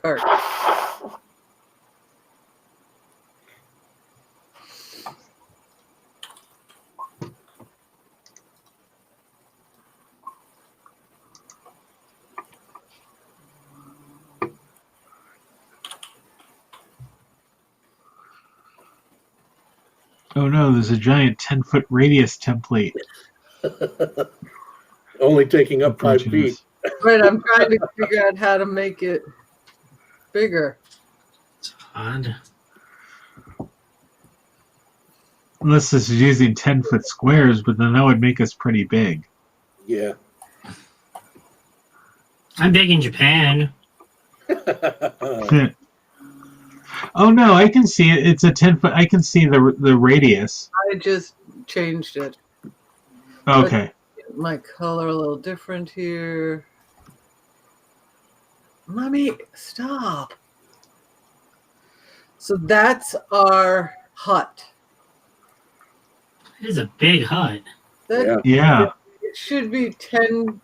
Well, no, it says 10 feet because you can fit 9 people in it. Yep. Yeah, it's 10 feet sections.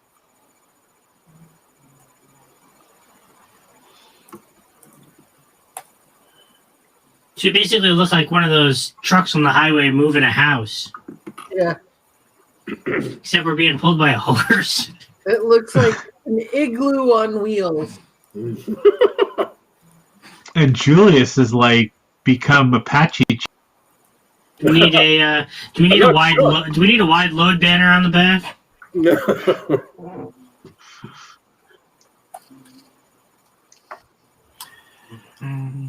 All right. Let me roll his initiative. The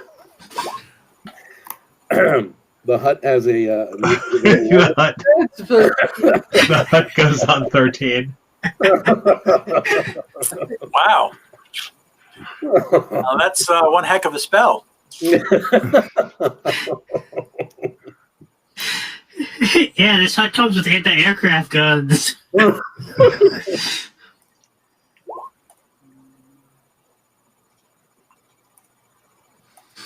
Lumen's tiny Panzer. Oops.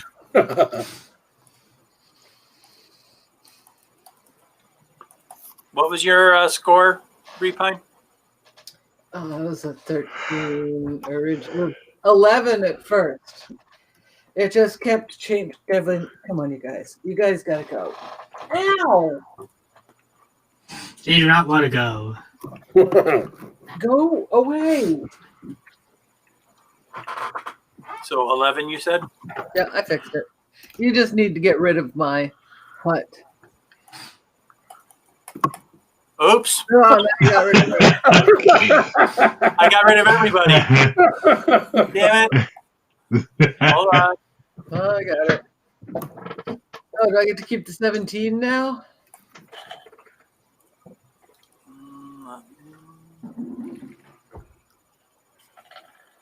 What the heck is going on with my... Having some difficulties. Bear with me. Try that again.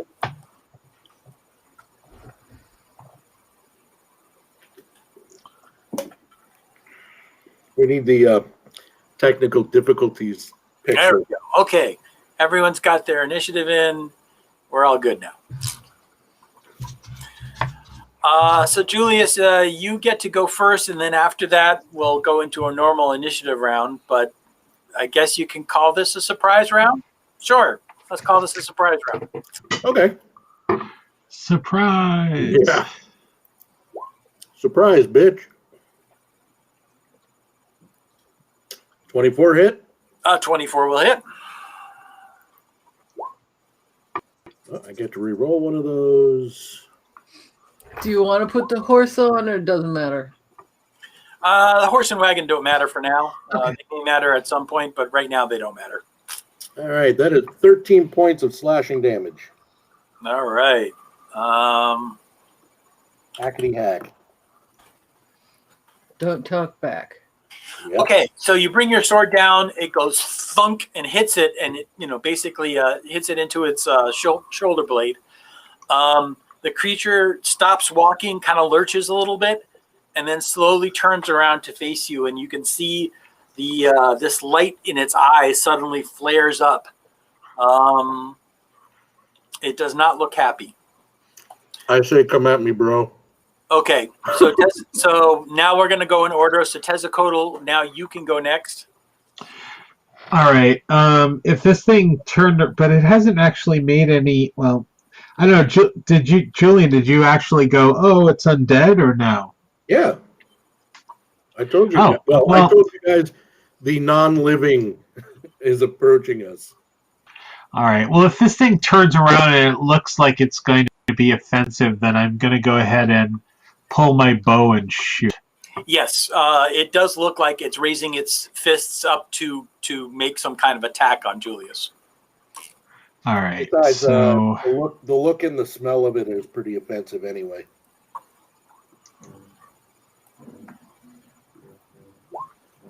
that's going to be an 11. So I doubt that's going to hit. No, unfortunately, that is no good. All right. All right, next then is Reginald. You are up. Doop-a-doop-doop-doo. Bunk. It's first level, right? I didn't cast the third level. Oh, God, I casted a third level. We'll leave that. Does an 18 hit? 18 will hit. 23 radiant damage.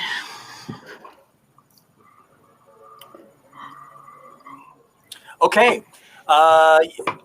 Basically, is it a column of light that comes from the sky, or does it just burst? It's a flash of light that goes towards it. Okay. So you shoot out a beam of light and you strike the creature, and you can see basically its flesh begins to peel off of its body. And the next attack roll made against him has advantage. Okay. And how much damage was that again? 23. 23.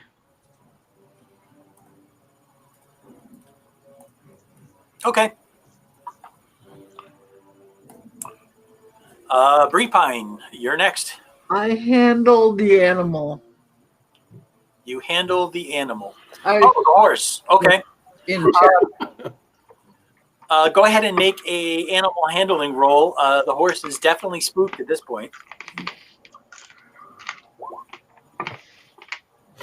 15. Okay. Yes, the horse is very upset. It's bucking. It's rocking back and forth. But so far, you've been able to keep it from charging off into a random direction. So right now, it's good. But for every round that you guys are in combat, you're going to have to make a roll, or else the horse is just going to bolt. Okay. Undead creature is going to raise its fists and try and strike you, Julius. Of course. It makes an attack with two fists. Two-fisted action. Yeah. And just like that, Facebook doesn't like us anymore.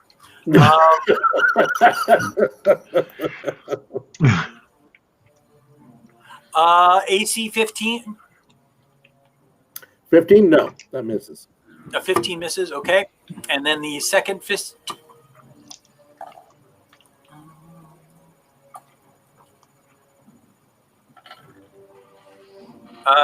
That's a 10. Misses on the second one, too. Yeah. Okie dokie. I forgot I have a second attack. What? I forgot I have a second attack now. All right. That is the end of the round. Tezzacotl, now you get to go first because the surprise round is over. All right. So I am going to go ahead and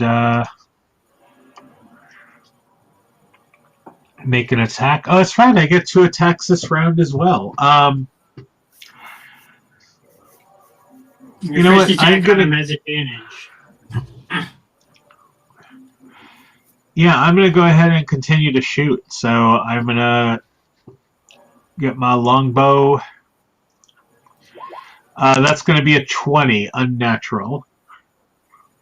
Natural 20 will hit. All right. And then second one will be an 11. So at least one should hit. I would have took the second roll with the first one just to see if it would have been a 20. I mean, a natural 20. What? No, it was an unnatural 20. No, I mean, because of my spell, the next attack on that thing got it on advantage. Oh, okay. So I should actually make one more roll then. Yeah, make one more roll on the longbow just to see if it's a natural 20. You could get lucky.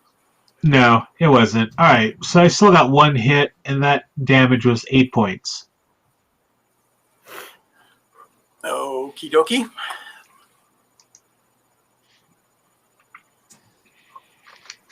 All right, Julius, you are up again. Yep.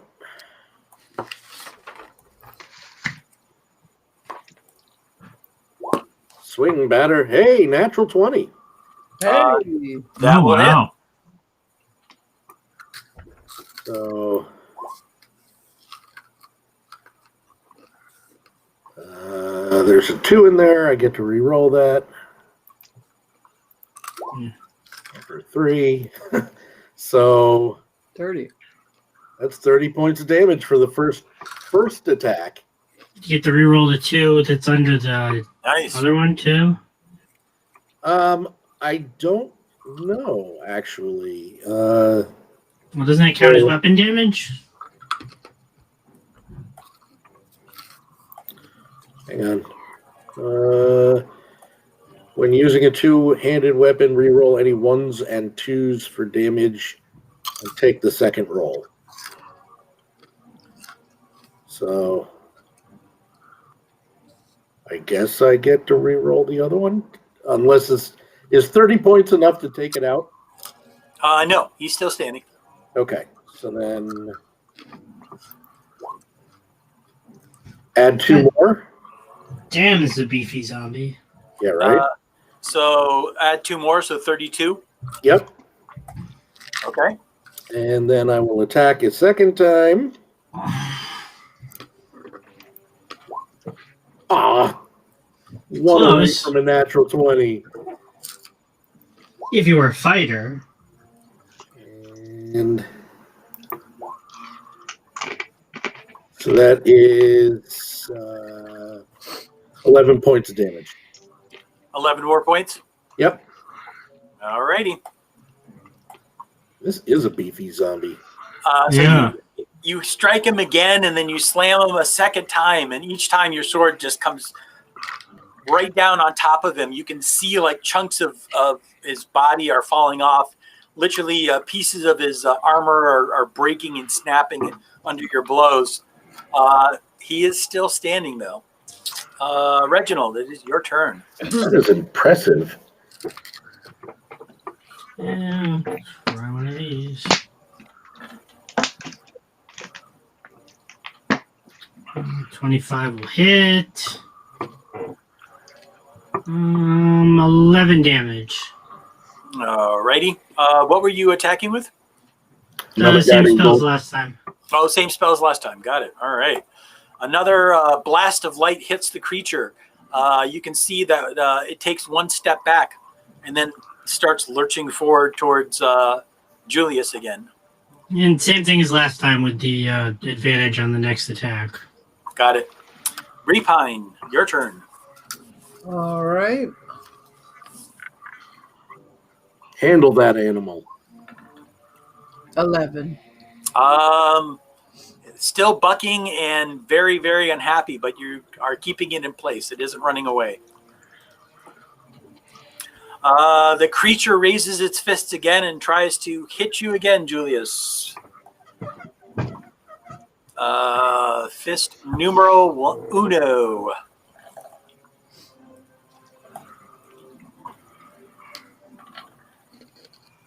An 18 to hit. That will hit.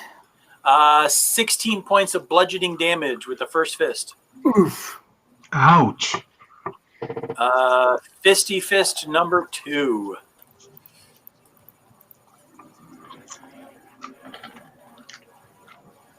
Uh, 13 misses. That will miss. Okay, he misses on the second one. And that will end the round. It is now the third round. Tezzacotl, it's your go. All right, I'm just going to drop my longbow in the cart and run over to... Okay, so Julius and Tezzacotl, now that you both are standing in front of him, Julius, you definitely see this. Tezzacotl, you notice this as you're running up. You can see the creature's wounds are slowly closing. Oh. Damn it. All right. Okay, Tezzacotl, your go. All right. I'm basically just going to grab my melee weapons and attack as soon as I can. Bring my mouse over to the... Oh, my mouse is over here. There it goes. There's my mouse. All right. So, using that nifty new short sword that Julius gave me, I do my first swing, which is going to be a 23 to hit. Nice. That will hit. And with that, I do 9 points of damage. Okay. And then hit up with my dagger. Oh, where the hell's my dagger? But that's also 9 points Oh, of here it is. silver damage. That makes a difference. What's that? 9 points of silver damage if it makes a difference. Oh, yeah. So the dagger is going to be 9. But I do get one more attack with the short sword since I'm now 5th level. And that's going to be a 26 to hit. That also hits. And that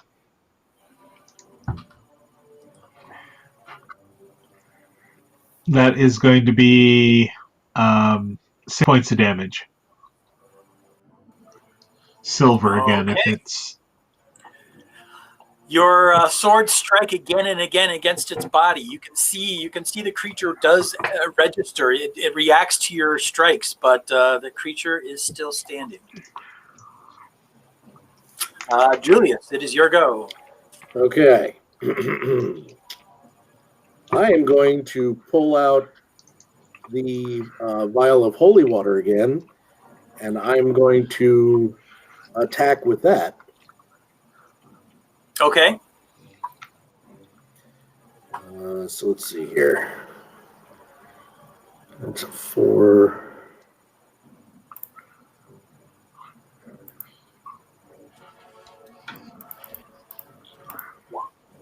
$23 to hit. That will hit with a. I guess you're doing a ranged attack, I assume.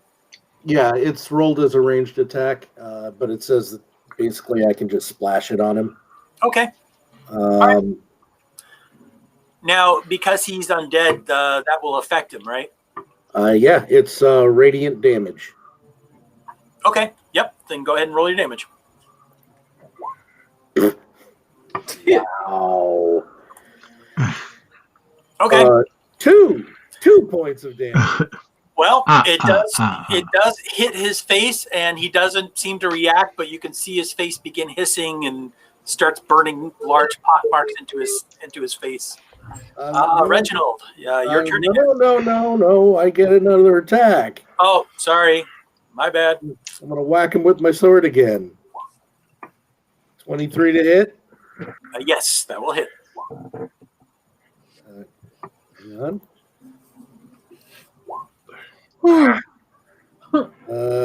So apparently that's 9 points of damage. Okay. And now you're done? And now I'm done. Okay. Oh boy, am I done. Reginald, it is your turn. Okay.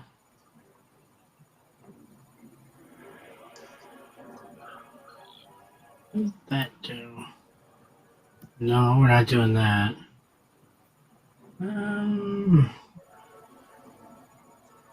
What that? No. I'll do what I normally did. God, I hope it hits. No, it doesn't hit. Okay. You attempted the guiding bolt. I'm guessing a 10 doesn't hit? No, unfortunately, a 10 will not hit. Oh, well. Okay. Breepine, you are handling horse. Mm-hmm. Go ahead and handle the horse. Okay. 16. Everything is good. The horse doesn't really seem to like the bright flashes of light that keep shooting out the back of the wagon, but other than that, you seem to be able to keep it under control. Oh, Greg actually has to get out of the wagon. Oh, is Greg physically out of the wagon? Greg, at some point, I assume you got out of the wagon in order to cast the spell? If I have to be out of the wagon to cast the spell, then yes, I got out of the wagon to cast the You have spell. to be out of the hut. Oh, okay. All right. So we're saying you're just outside the wagon then. That's outside the wagon. Matt, once again, this creature raises its fists and brings them down on you with a mighty wham, kablam, and a kapow. All right. 20, dodge like Batman. What? 23 to hit. Ouch. Yeah. 11 points of bludgeoning damage. Okay. Fisty fist number 2. Here it comes. 16 to hit. No. Swing and a miss. You're lucky. That one was for 19 points. Yeah. That would have been bad. Okay. Top of the round again. Back to you, Tezzacotl. All right, bonus action Hunter's Mark on this thing. And then I will attack it twice with my sword.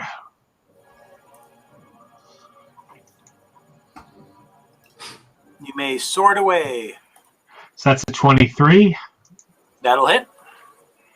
And the other one is a 21. You score 2 hits. All right, so that's going to be 10. Ooh, so another 10. Nice. And then I get to add 2d6 to that.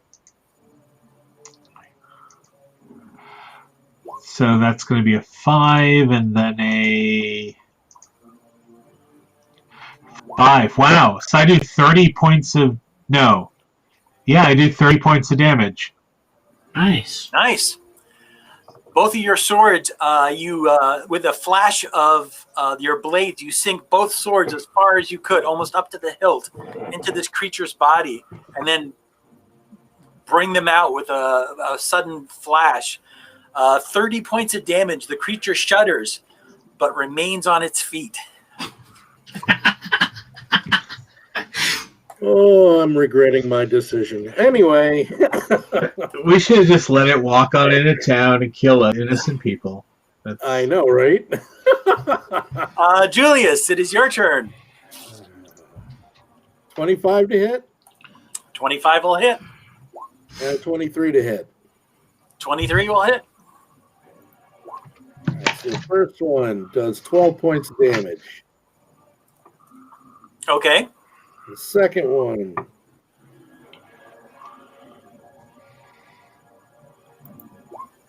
does 10 points of damage. Okay. You swing your blade twice. You slam down on top of the creature twice, and you can see the creature recoils with each of the blows. again takes kind of a half step back with the second blow, but still remains on its feet. That would take us back to Reginald.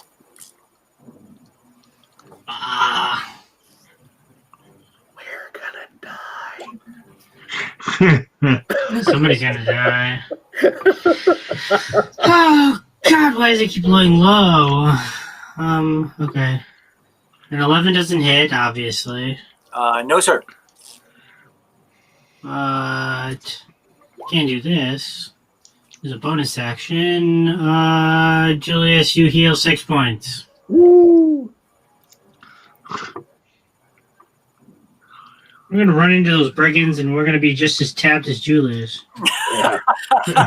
No kidding. This is like fighting that vampire all over again. Why won't you just die? Again. All right, Breepine, show us some handling of animals. Ooh, Nice. 21. Well done. You're not sure what's going on, but this seems to be taking a lot longer than normal. Guys, hurry it up, please. Hey, Mike, is the zombie's name Homer? Because Why? he's taking a 3-man beating like I've never seen. Yep. Julius, with almost disbelief, you watch as this creature raises its hands once again high in the air and brings them down upon you. The first fist gets an 8. That is a miss. The second fist.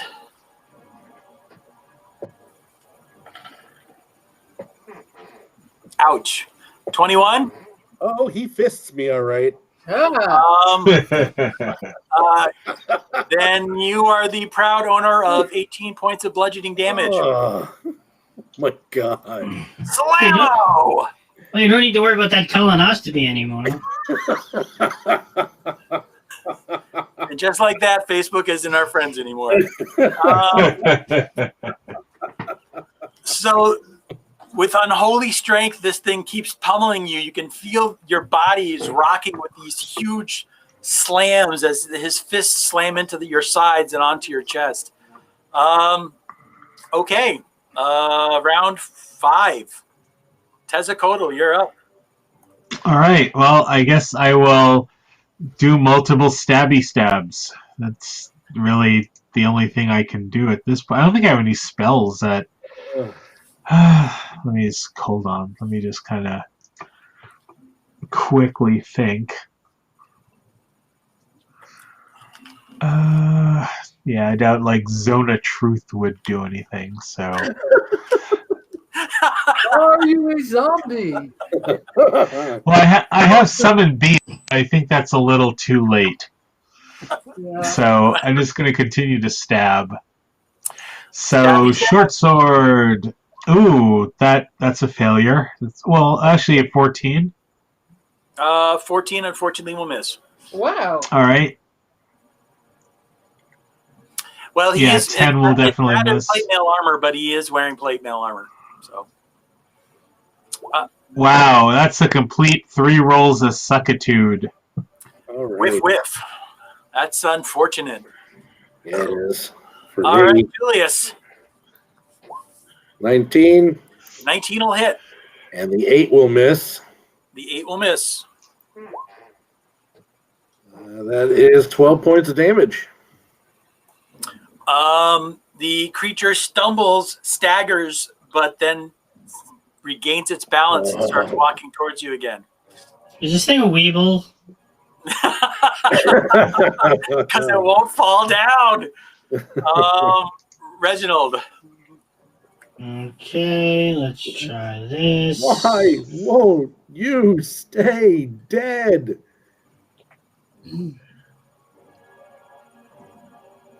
22 hits, 22 hits. 18 points of damage. All right. Another blinding flash of light. As you see, Julius, the creature is enveloped in this blinding light, and more of its body and flesh peels away from it, and it stumbles, takes a couple steps back, and then it collapses to the ground. And then I stumble back and collapse to the ground. That was 18, is that right? That was 18. Oh, Okay. she told me she was level 18. I call out to Tez and tell him, chop that thing up and like burn its head so it doesn't come back. Oh yeah, I'll continue to chop it up. So you chop until it's in little tiny bit pieces. I help Julius up and back into the wagon. Yeah. Okay. Yeah. So it's a pretty grisly affair, Tezzacotl. But yeah, you when you're done, it's pretty much hacked up into bits. It doesn't look like it's going to be doing any more regenerating. That's for sure. All right. So, Julius, you're lucky because there was only one of them.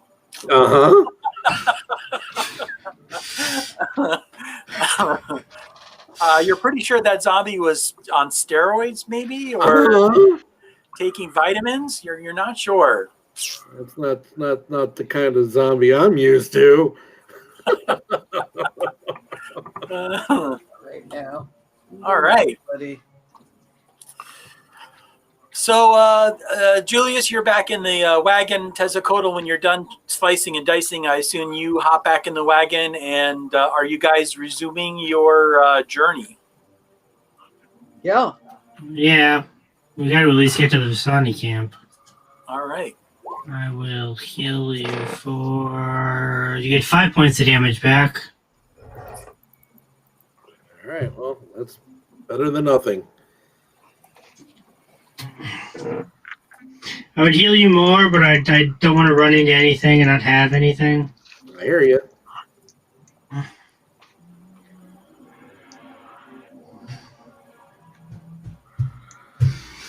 Okay, so who wants to drive the wagon? I don't think Julius is in any state to drive. I'm taking a little nap.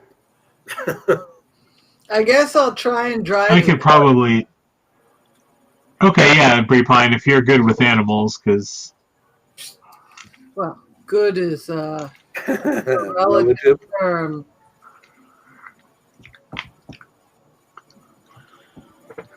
So, Okay. Yeah. I'll sit up in front and help her.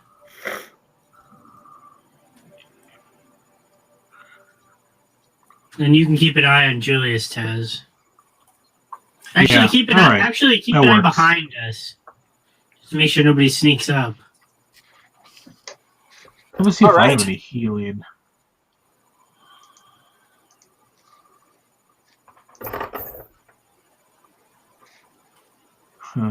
Nope.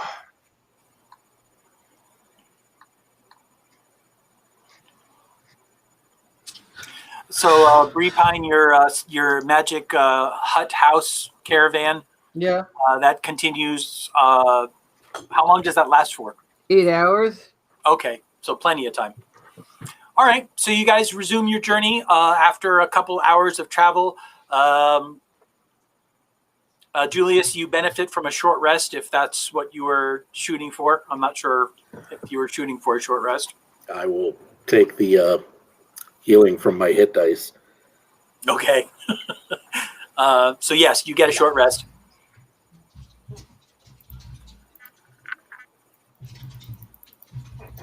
And the rain is still drizzling. It's a steady rain. There's the rumble of thunder and occasionally a flash of lightning.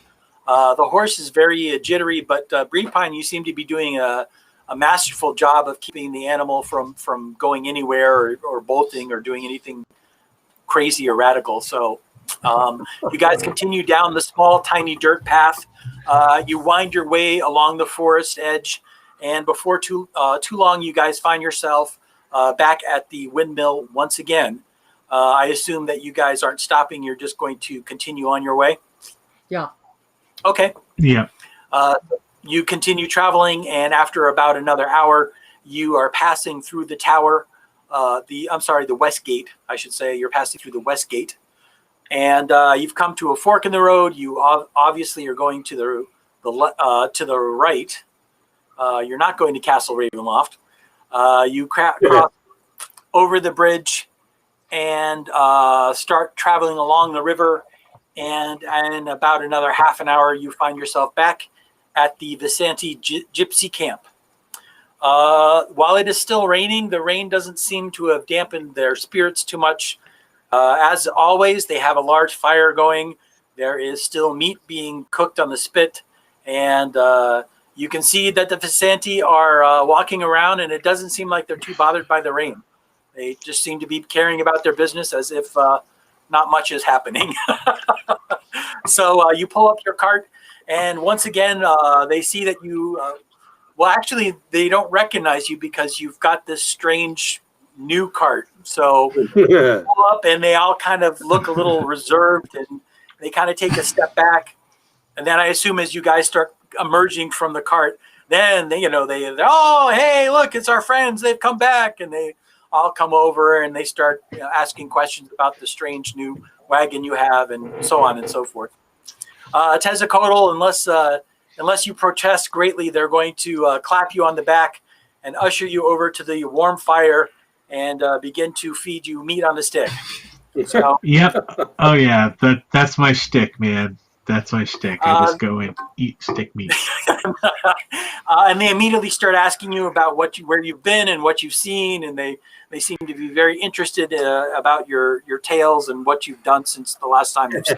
Get it? His tales? Get it?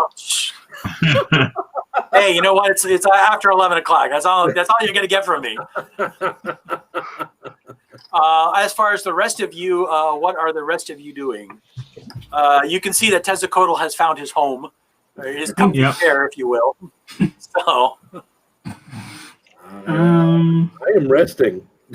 Did you want to? You wanted to sell that jewelry, Repine? Yeah. Okay. Are you going to try and negotiate, or are you just going to ask for? They'll give you 25 per piece of jewelry. So unless you want to negotiate, that's just a straightforward exchange. He kind of smiles and looks at it. He says, "This is some very old jewelry. I haven't seen it, the likes of it, anytime recently. Might I ask where you came across this?" The windmill, the wind witch.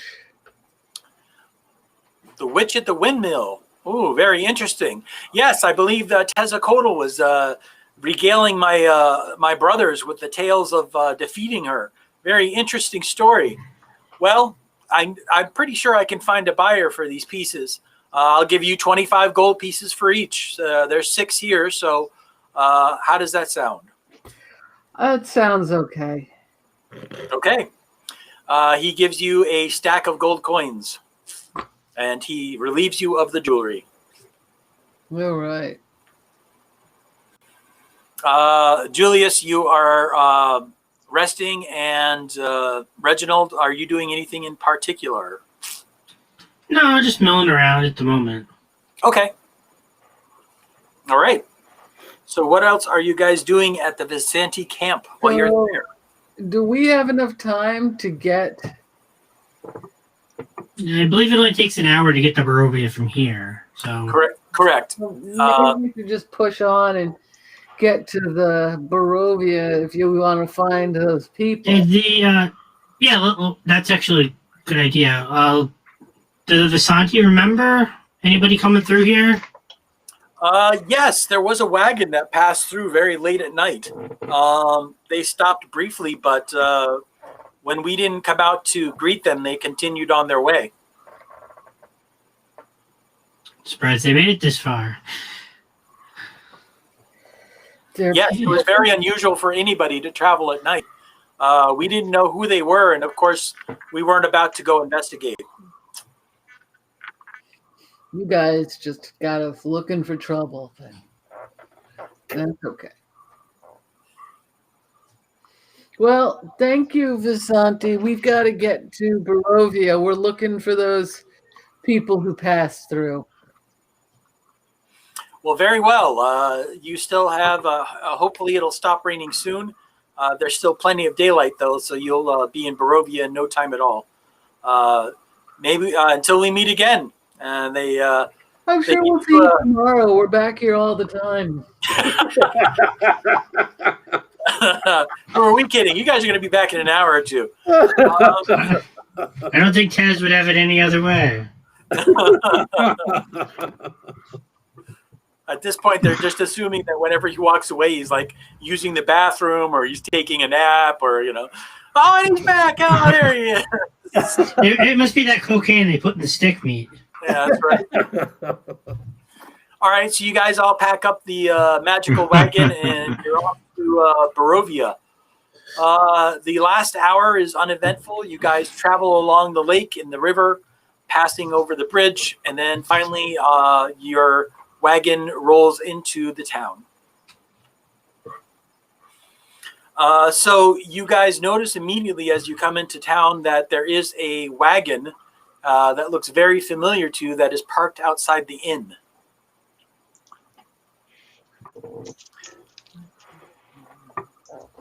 Right.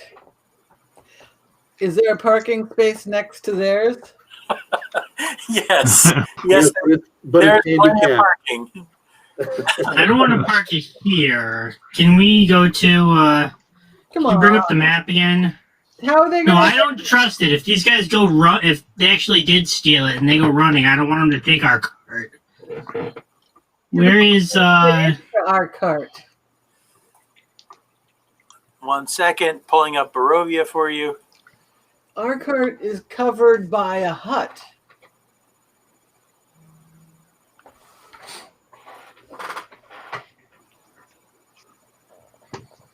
Why can't I find Barovia? Oh, there it is. And the mansion over here? We got that. He's dead, so we could use it. Oh, yeah, there's that. He won't be needing it, so at least not where he is.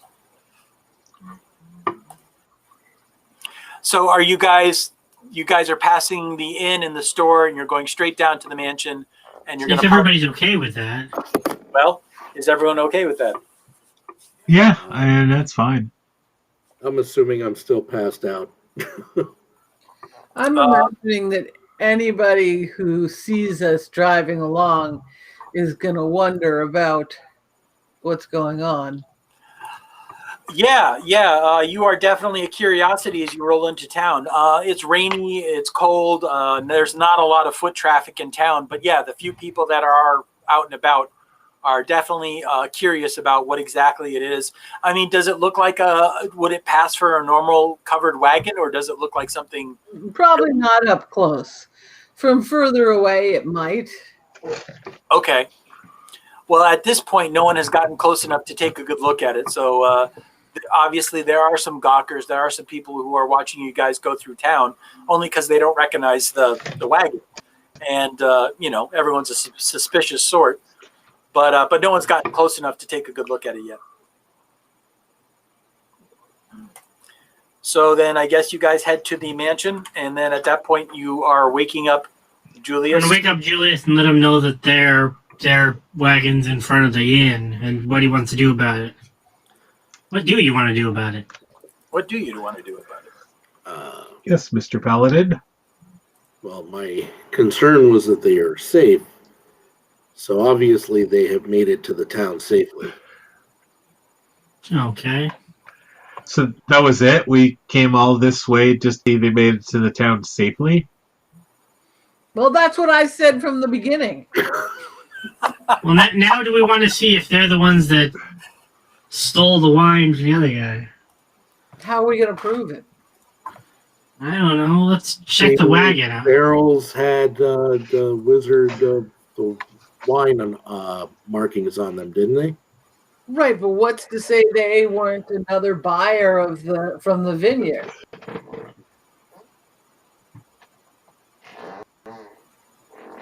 Good point. I mean, we were going to go buy stuff from the vineyard, and we would have had the stuff with the same kegs in our wagon. Good point. We can ask them why they didn't sell in Vallaki, or whatever the name is. Well, it sounded like they wanted to try, but the bartender thought they were shady.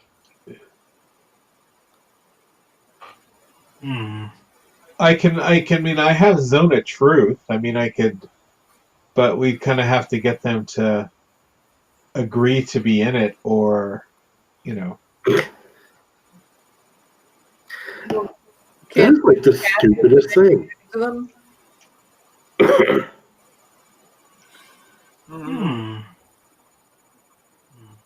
It's like the stupidest thing.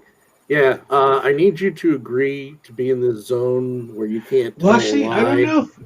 I don't know. Hold on, let me check. I think for some reason, maybe it's, I don't know. Hold on, let me see what Zone of Truth does. Zone of Truth.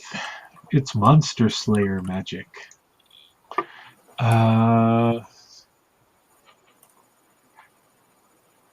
aware of the spell. Yeah, basically they get to make a save. Yeah, it looks, the way it's worded, it looks like you can cast a spell on them. You don't need to get their permission, but they are entitled saving throw, basically. Yep. So I have that available to me.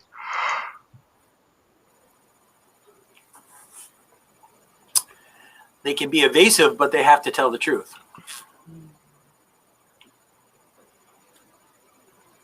Okay, so what are you guys doing exactly? I don't know. It's all up to Julius. I guess I'm parking at the mansion.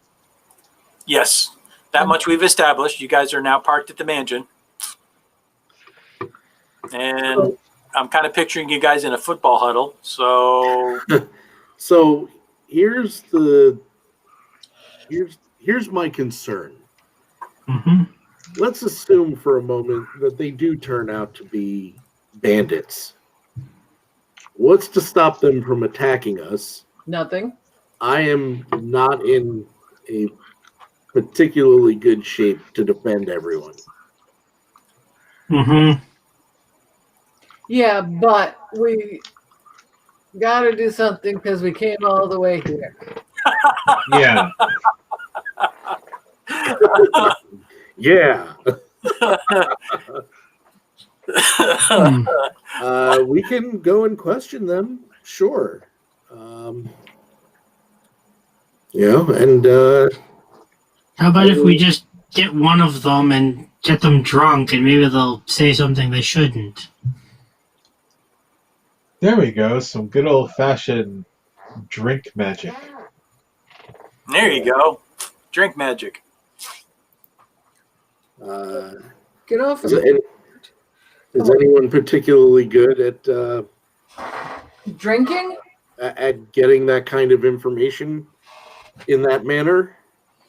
Oh, that's a good question. Drinking? Yeah, who's got a good charisma or persuasion amongst us?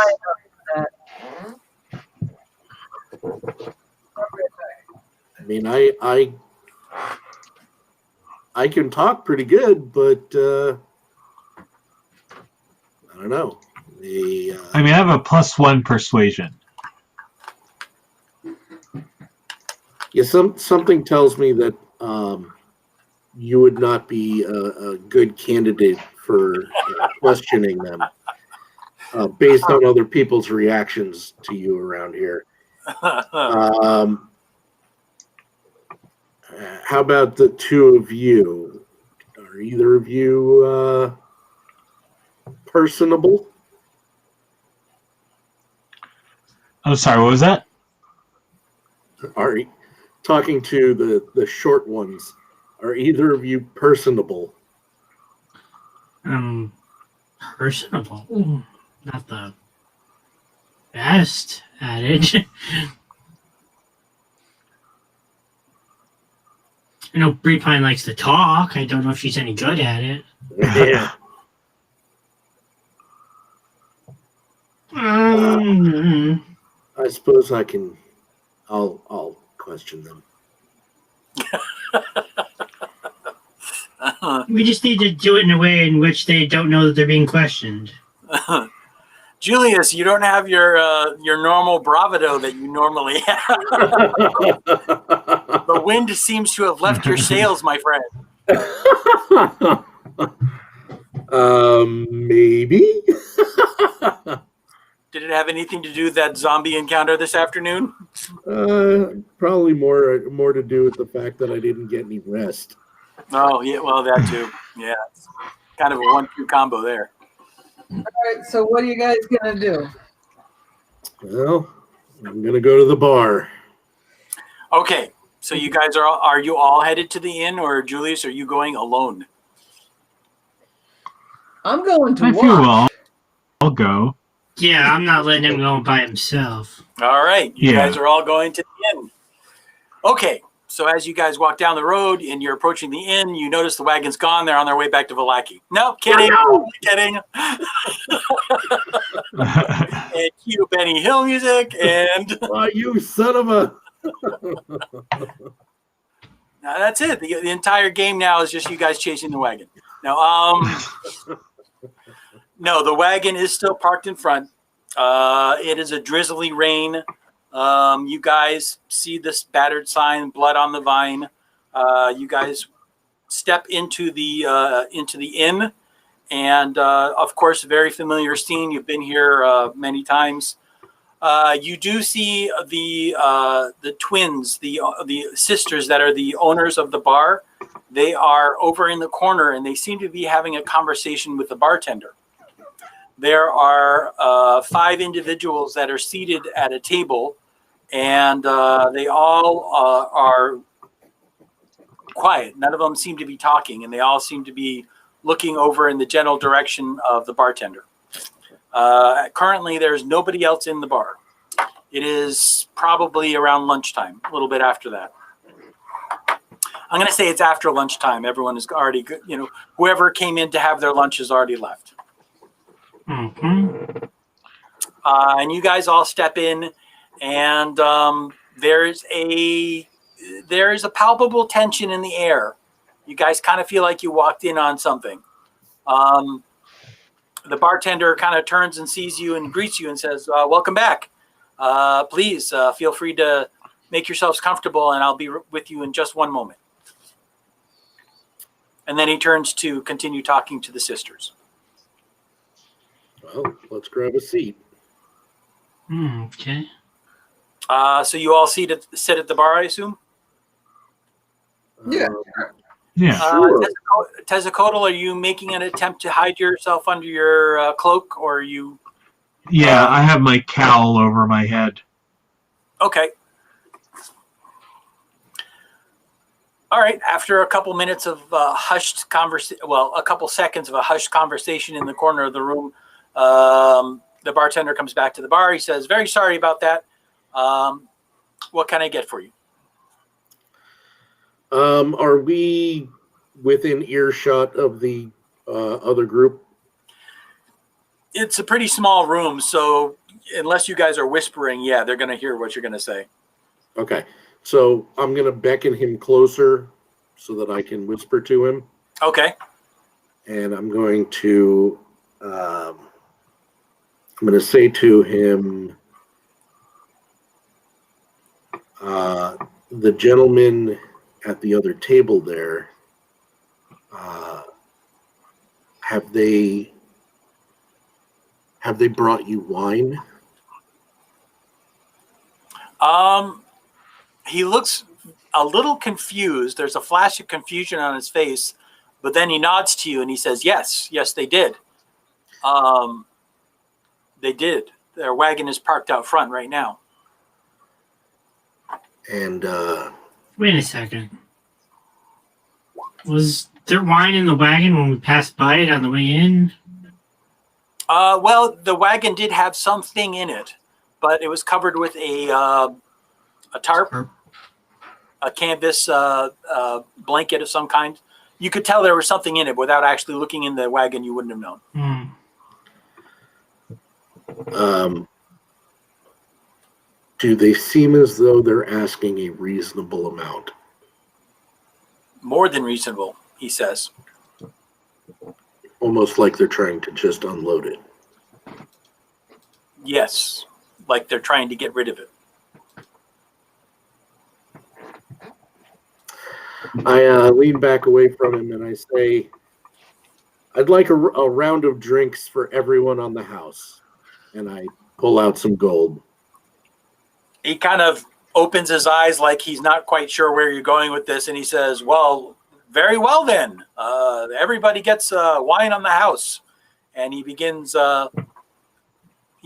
pulling out glasses. And you see the two women in the corner of the room. Well, actually, it's triplets. They're the three of them in the corner of the room.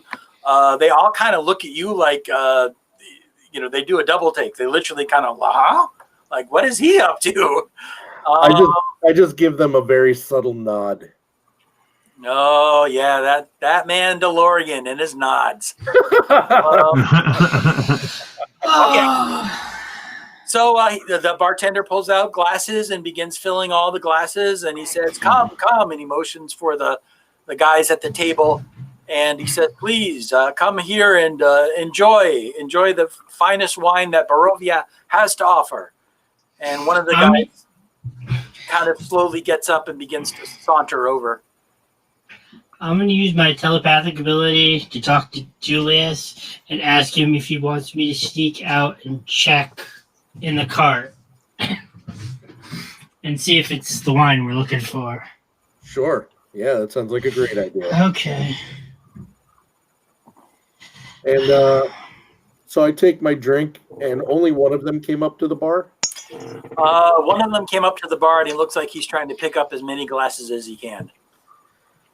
So I will take my drink, and I will say, here, good sir, let me assist you with that. And I pick up a couple of glasses Okay. and help him bring them over to the table. So you got one glass in each hand, and he has the other three. And like I said, there's a general uneasiness as you approach them. They look like a rather unsavory lot. They don't look like... I mean, you do from what you saw when you were on the road and you were, hanging out in the bushes, kind of watching them pass by. Mm-hmm. It seems like the same guys. Okay. But you can see that they're not smiling at you, and they generally seem a little uneasy. It could be the fact that you're wearing you've got armor or a sword and you're wearing a helmet. But yeah, they seem a little apprehensive, I guess. So I will put the glasses down in front of them, and I will announce, not like yelling or anything like that, but pretty boldly, I will say, "Come, my friends, smile, for we have achieved a great victory this day. We are celebrating." Okay. So, Reginald, you're trying to sneak out and take a look in the wagon? I'm going to wait until they look the most distracted. Okay. Just let me know when you're making your move. You let me know the minute they look the most distracted, and that's the moment I'm going to slip out. They seem really uneasy right now. They're all kind of just looking around the room trying to find out what you guys are doing. So right now, they don't seem too distracted. I mean, they're kind of looking at Julius, and then they're looking over at the guy with the cloak on at the bar, and then they're looking over at you. And so, yeah, they all seem very uneasy, and they're kind of gauging everybody's reaction. Not quite a Mexican standoff, but definitely moving in that direction. So Total and Bree Pine, are you guys doing anything except sipping wine at the bar? Yeah, I'm just watching because I'm sitting there feeling like this is an I told you so moment. I'm just waiting for my moment to say it. All right. Awesome. All right. So one of the guys who has greasy black hair, he's got it pulled back in a ponytail and kind of a rough goatee, kind of says, what are we celebrating, friend? I raise my glass and I say, "This day we have defeated a half dozen zombies. We have protected the town of, what is it, Vallaki? You're in Barovia now. I know. What is the other town is Vallaki, though, right? The other town is Vallaki, correct. We have defended the town of Vallaki from a raid of undead, unholy beasts." And they all kind of look at each other and they look at you and they say, well done, friend. I'm sure the citizens are very grateful for your actions, to your victory. And they all kind of half-heartedly raise their glass. I'm going to try to, I don't know, kind of make them more excited about it. I don't know if would that be like a persuasion roll, I guess. Try to get them more excited, like more pumped up about it. Like, Yeah. We defeated the zombies. It was awesome, kind of thing. Yeah. Boy.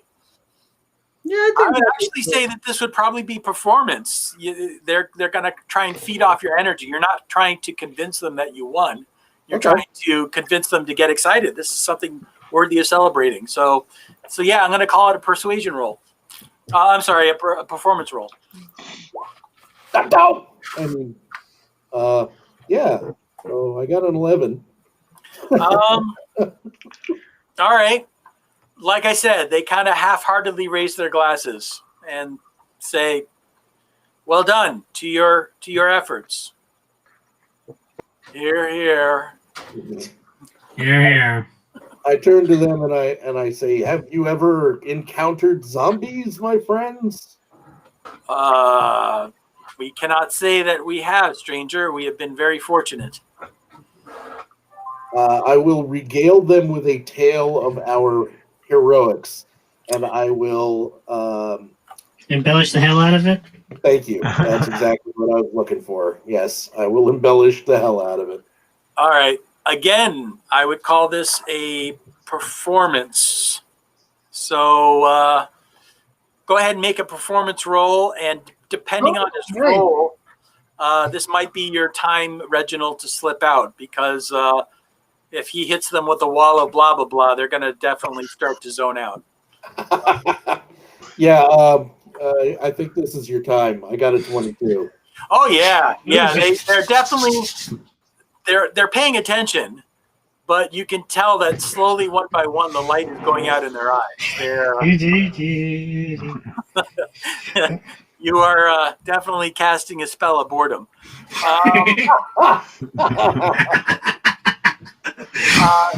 Reginald, if you're attempting to be sneaky about it, I will make a stealth roll. Otherwise, are you just going to try and slip out of the room? What say ye, stealth or no stealth? Could be deception, trying to look casual. Stealth or no stealth? Stealth or no stealth? Oh. I'll try to be stealthy. And fail miserably. Wait, I get to roll that, right? I believe so. All right, then I'm rolling.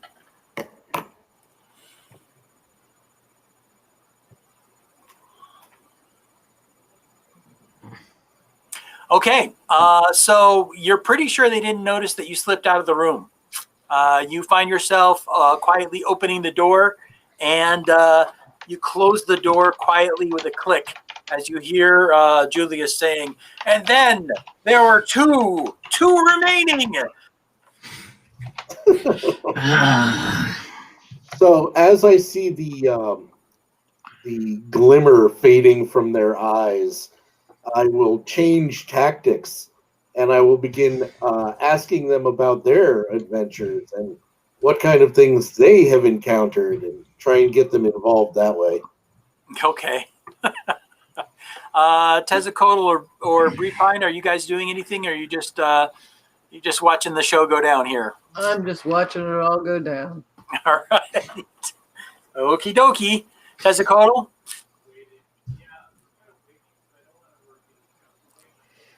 Uh-oh. I don't want to freak people out. Hey, James, you were talking, but you were like frozen, and we heard like the last two words. Yeah, we only got the last two words on that.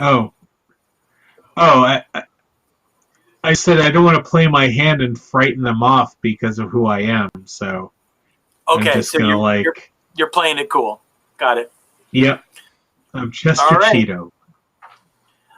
So we'll go back to you, Greg. So you approach the wagon. There doesn't seem to be anyone around. Are you just going to lift up the blanket and see what's underneath? Pretty much. Okay. So you lift up the blanket and look underneath, and sure enough, you see the remainder of the shipment of wine is under the blanket. Anything else? No. Weren't there two wagons? What's that? Weren't there two wagons that passed us by? There were two wagons. It looks like they have a couple barrels. Actually, one of the wagons, you only see one wagon. I'm sorry. There's only one wagon that you see here. No, There were two wagons. Yeah, he's talking about last night. Yes. This particular wagon has the wine shipment in it, though. Okay. And how many people were there? There was two drivers, and there was 4 people that were walking. There are 5 people in the bar, so there's one person unaccounted for.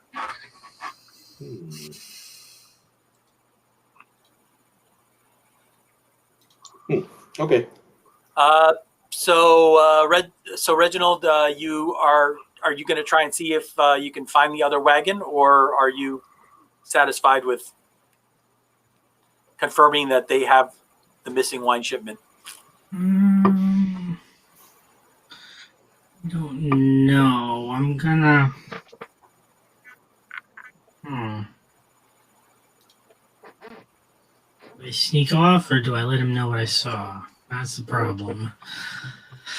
Go back to them for a minute. Let me think about it. Okay. So the guy, I'm going to call him Slick Ponytail.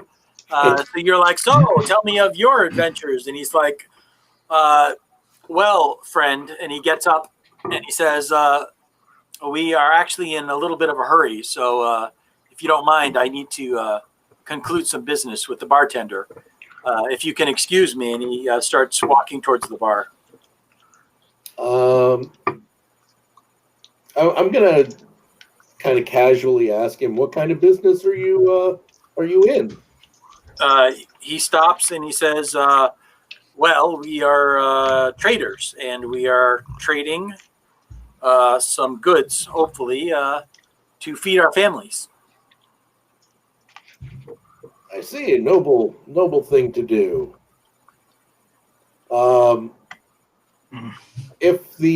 And I say this loud enough for the barkeep to hear me. I say, if the barkeep is not interested, perhaps you may have some things that my friends and I might be interested in.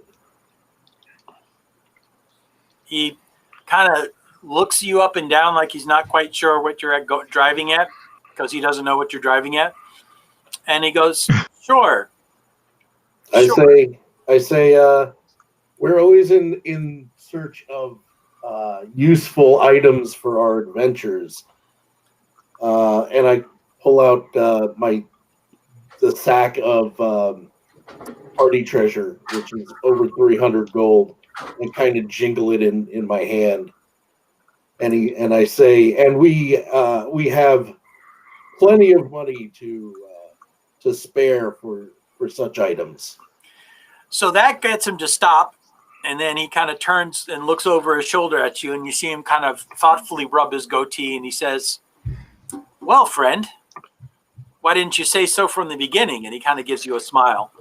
And he says, if you are so inclined, just wait 1 minute and allow me to talk to the barkeep and conclude my business. And I'm sure perhaps we can find something that you or your friends might be interested in. I nod. I say, excellent. I shall be patient. Okay.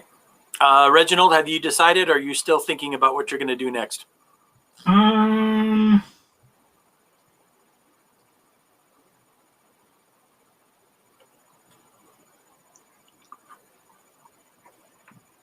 Should I take that as a no? I'm gonna try to sneak open the door a little bit. Okay, so you're going back to the inn, and you're going to open up the door to the inn. Yeah, Okay. just a little bit, just enough so that I could see Julius. Okay, so you've opened it up about maybe 4 or 5 inches, and you caught the tail end of that conversation. Okay. You can see that one of the caravan people has walked over to the bar, and it looks like he's started a conversation with the bartender. The 3 ladies in the corner of the room seem to be watching the entire events very intently.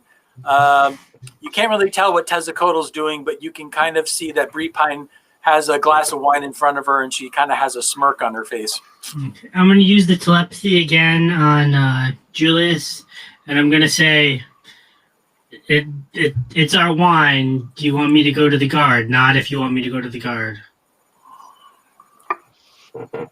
I'm going to say first tell the other 2 to try to hear what he's saying, then go for the guard. Is Reginald, is this a spell that you guys can communicate, or is that a one-way? It's a one-way. It's not a spell, it's a racial ability. Oh, that's right. It's a racial ability. So does Julius know that? Does Julius know that it's only a one-way communication? Because he's we've talked about it before. I mean, I've talked through it before. Okay. So he knows when he tries to open his mouth, words come out. That's why I added the nod part afterwards. So, Matt, even if you don't remember, your character might remember the fact that you can't communicate with him unless you actually say something. You can't think your thoughts and him get them. So, gotcha. So, do you respond at all to his telepathy? I'll give a nod. Okay. Oh, that Mandalorian nod says so much with so little. Okay, so where are you headed to now, Reginald? To the nearest guard post. Got it. Okay, so Ponytail walks over. He talks to the bartender. He says, "So, have you made a decision?"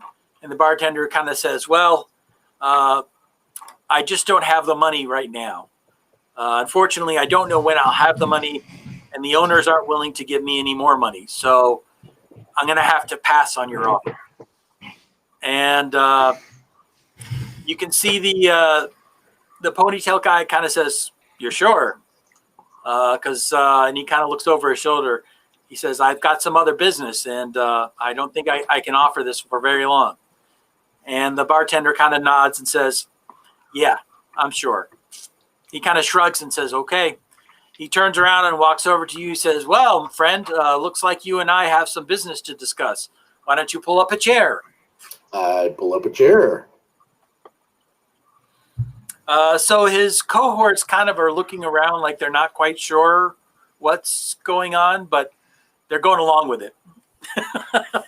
In fact, everyone in the room pretty much is not sure what's going on, so they're just kind of watching you and Ponytail guy kind of play this out. Reginald, it doesn't take you long. The town isn't very big. There are militia. They're posted at various points in the village. So I assume you just come to one of the areas where you've seen militia before? Yeah. Okay. Like with a taxi cab. So you see 2 guys standing there, and I assume you explain the situation to them. They're like, "Hello, friend. What can we do for you?"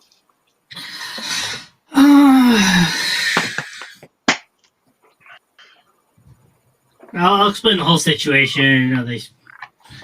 We believe they took the wine. Okay. So we know it's the same wine. We got the. You give them the whole long sordid tale. They're like, "Okay, well, if they did actually steal the wine, and it sounds like they might have even either kidnapped or killed some people, that's pretty serious. Why don't you tell us where they are? We'll see if we can investigate. They're currently at the tavern. All right, so one guard kind of says, "Go get some help. I'm going to go to the tavern." And he says, "Why don't you go show me where these guys are?" Okay. While that's happening, Julius, you're seated with Ponytail Guy. Yes. He says, "So we have some various items and goods. Really depends on what you're looking for. I have a shipment of wine that unfortunately I don't think you'd be interested in.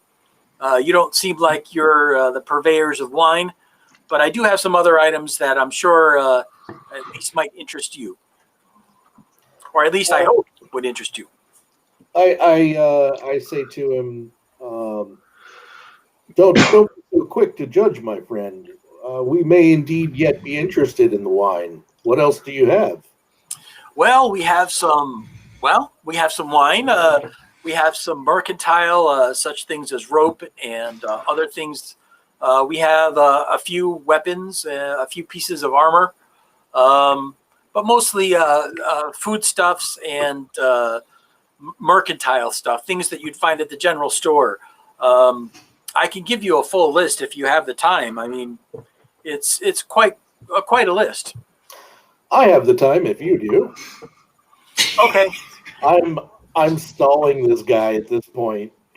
All right. So he rattles off a list of pretty mundane items. I'm not going to generate a list, but there's shovels, there's rope, there's hose, there's he has all kinds of random stuff that you guys have seen in various shops that you guys have been in Vallaki and in Barovia. Who you calling a hoe? So basically, a lot of the stuff that was on Greg's list when we were asking about equipment. Well, except for the grappling hook and the climbing gear. But yeah, basically everything else was on the list. Yeah. Do they have an airship? I really wanted to ask for an airship, but I figured they wouldn't have it. And they don't have the magical mechanical crab either. They don't have that one. No crab tank? Oh, man. One of these days, I'm going to get a crab tank, and I'm going to be happy. All right. So while you're stalling, let me see if he actually figures out that you're stalling or if you're legitimately interested in what he has to sell. You want me to make some kind of roll? Why don't you make some kind of roll? Let's make it this is kind of a subterfuge or trickery here. So deception? Yeah, that would be a deception roll. A 7? That's a 7. Take my inspiration. Can I take his inspiration? Is this an ability roll? No, it's a skill roll. Okay, good. Well, oh yeah, I guess. Okay, so yes, you can take his inspiration if you want. All right, that's better. All right, that's much better. A 7 would have been good, but a 24, for some reason, he thinks that the way the conversation's going, it sounds like you're going to buy everything. You're going to buy him out. He's going to have nothing left. So you're trailing him along, and he's just eating it up like with a spoon. He's just like, "Oh yeah, and I've got this. Do you think you'd be interested in that?" And you're like, "Well, yeah, of course I would be." "Well, great. Well, how much do you think you'd pay?" "Well, what are you offering?" 25 gold pieces each." "Oh, that's great. I'll pay that price." So you're giving him a breadcrumb trail, and he's following it. All right. And everything's going great until the door opens, and in walks Reginald, and Reginald is there with one of the militia.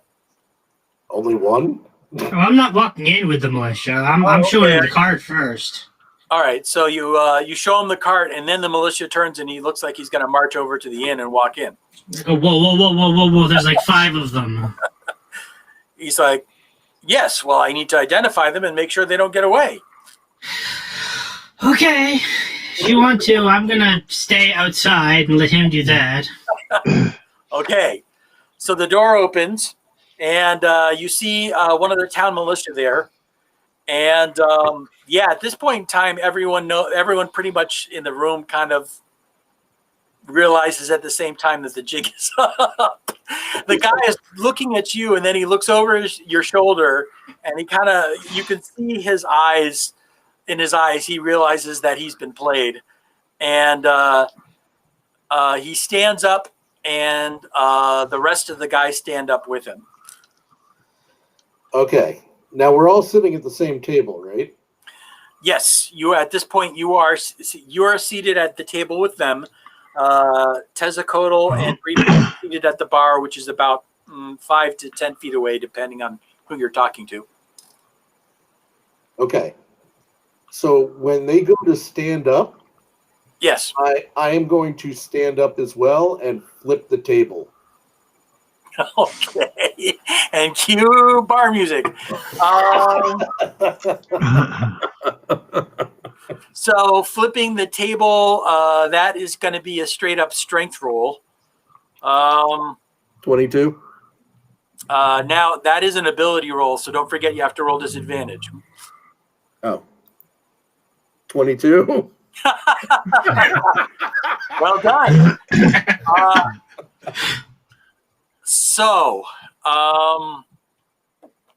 Oh boy, here's where things get exciting.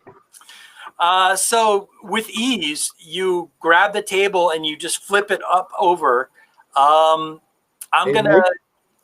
They get up at the same time.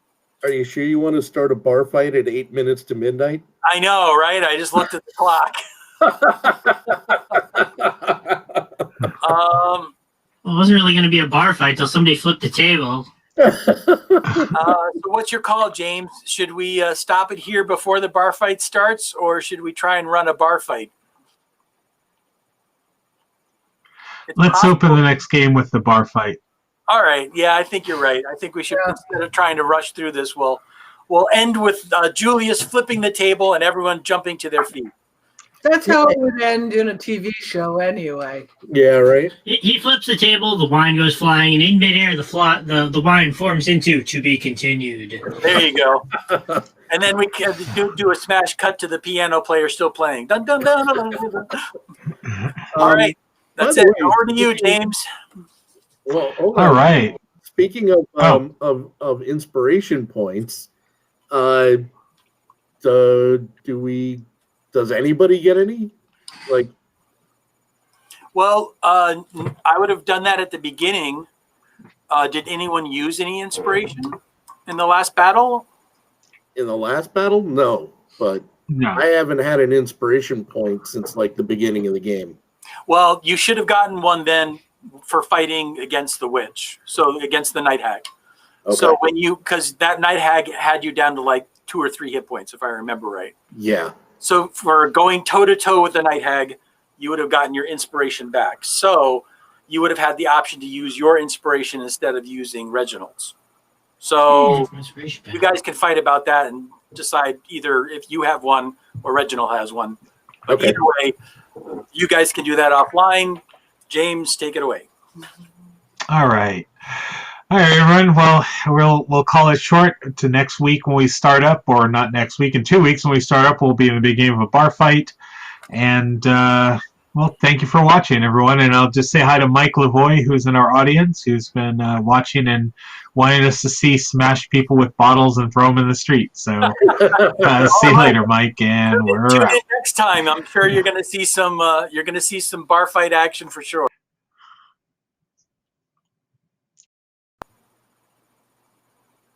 Hello. Hello. Huh?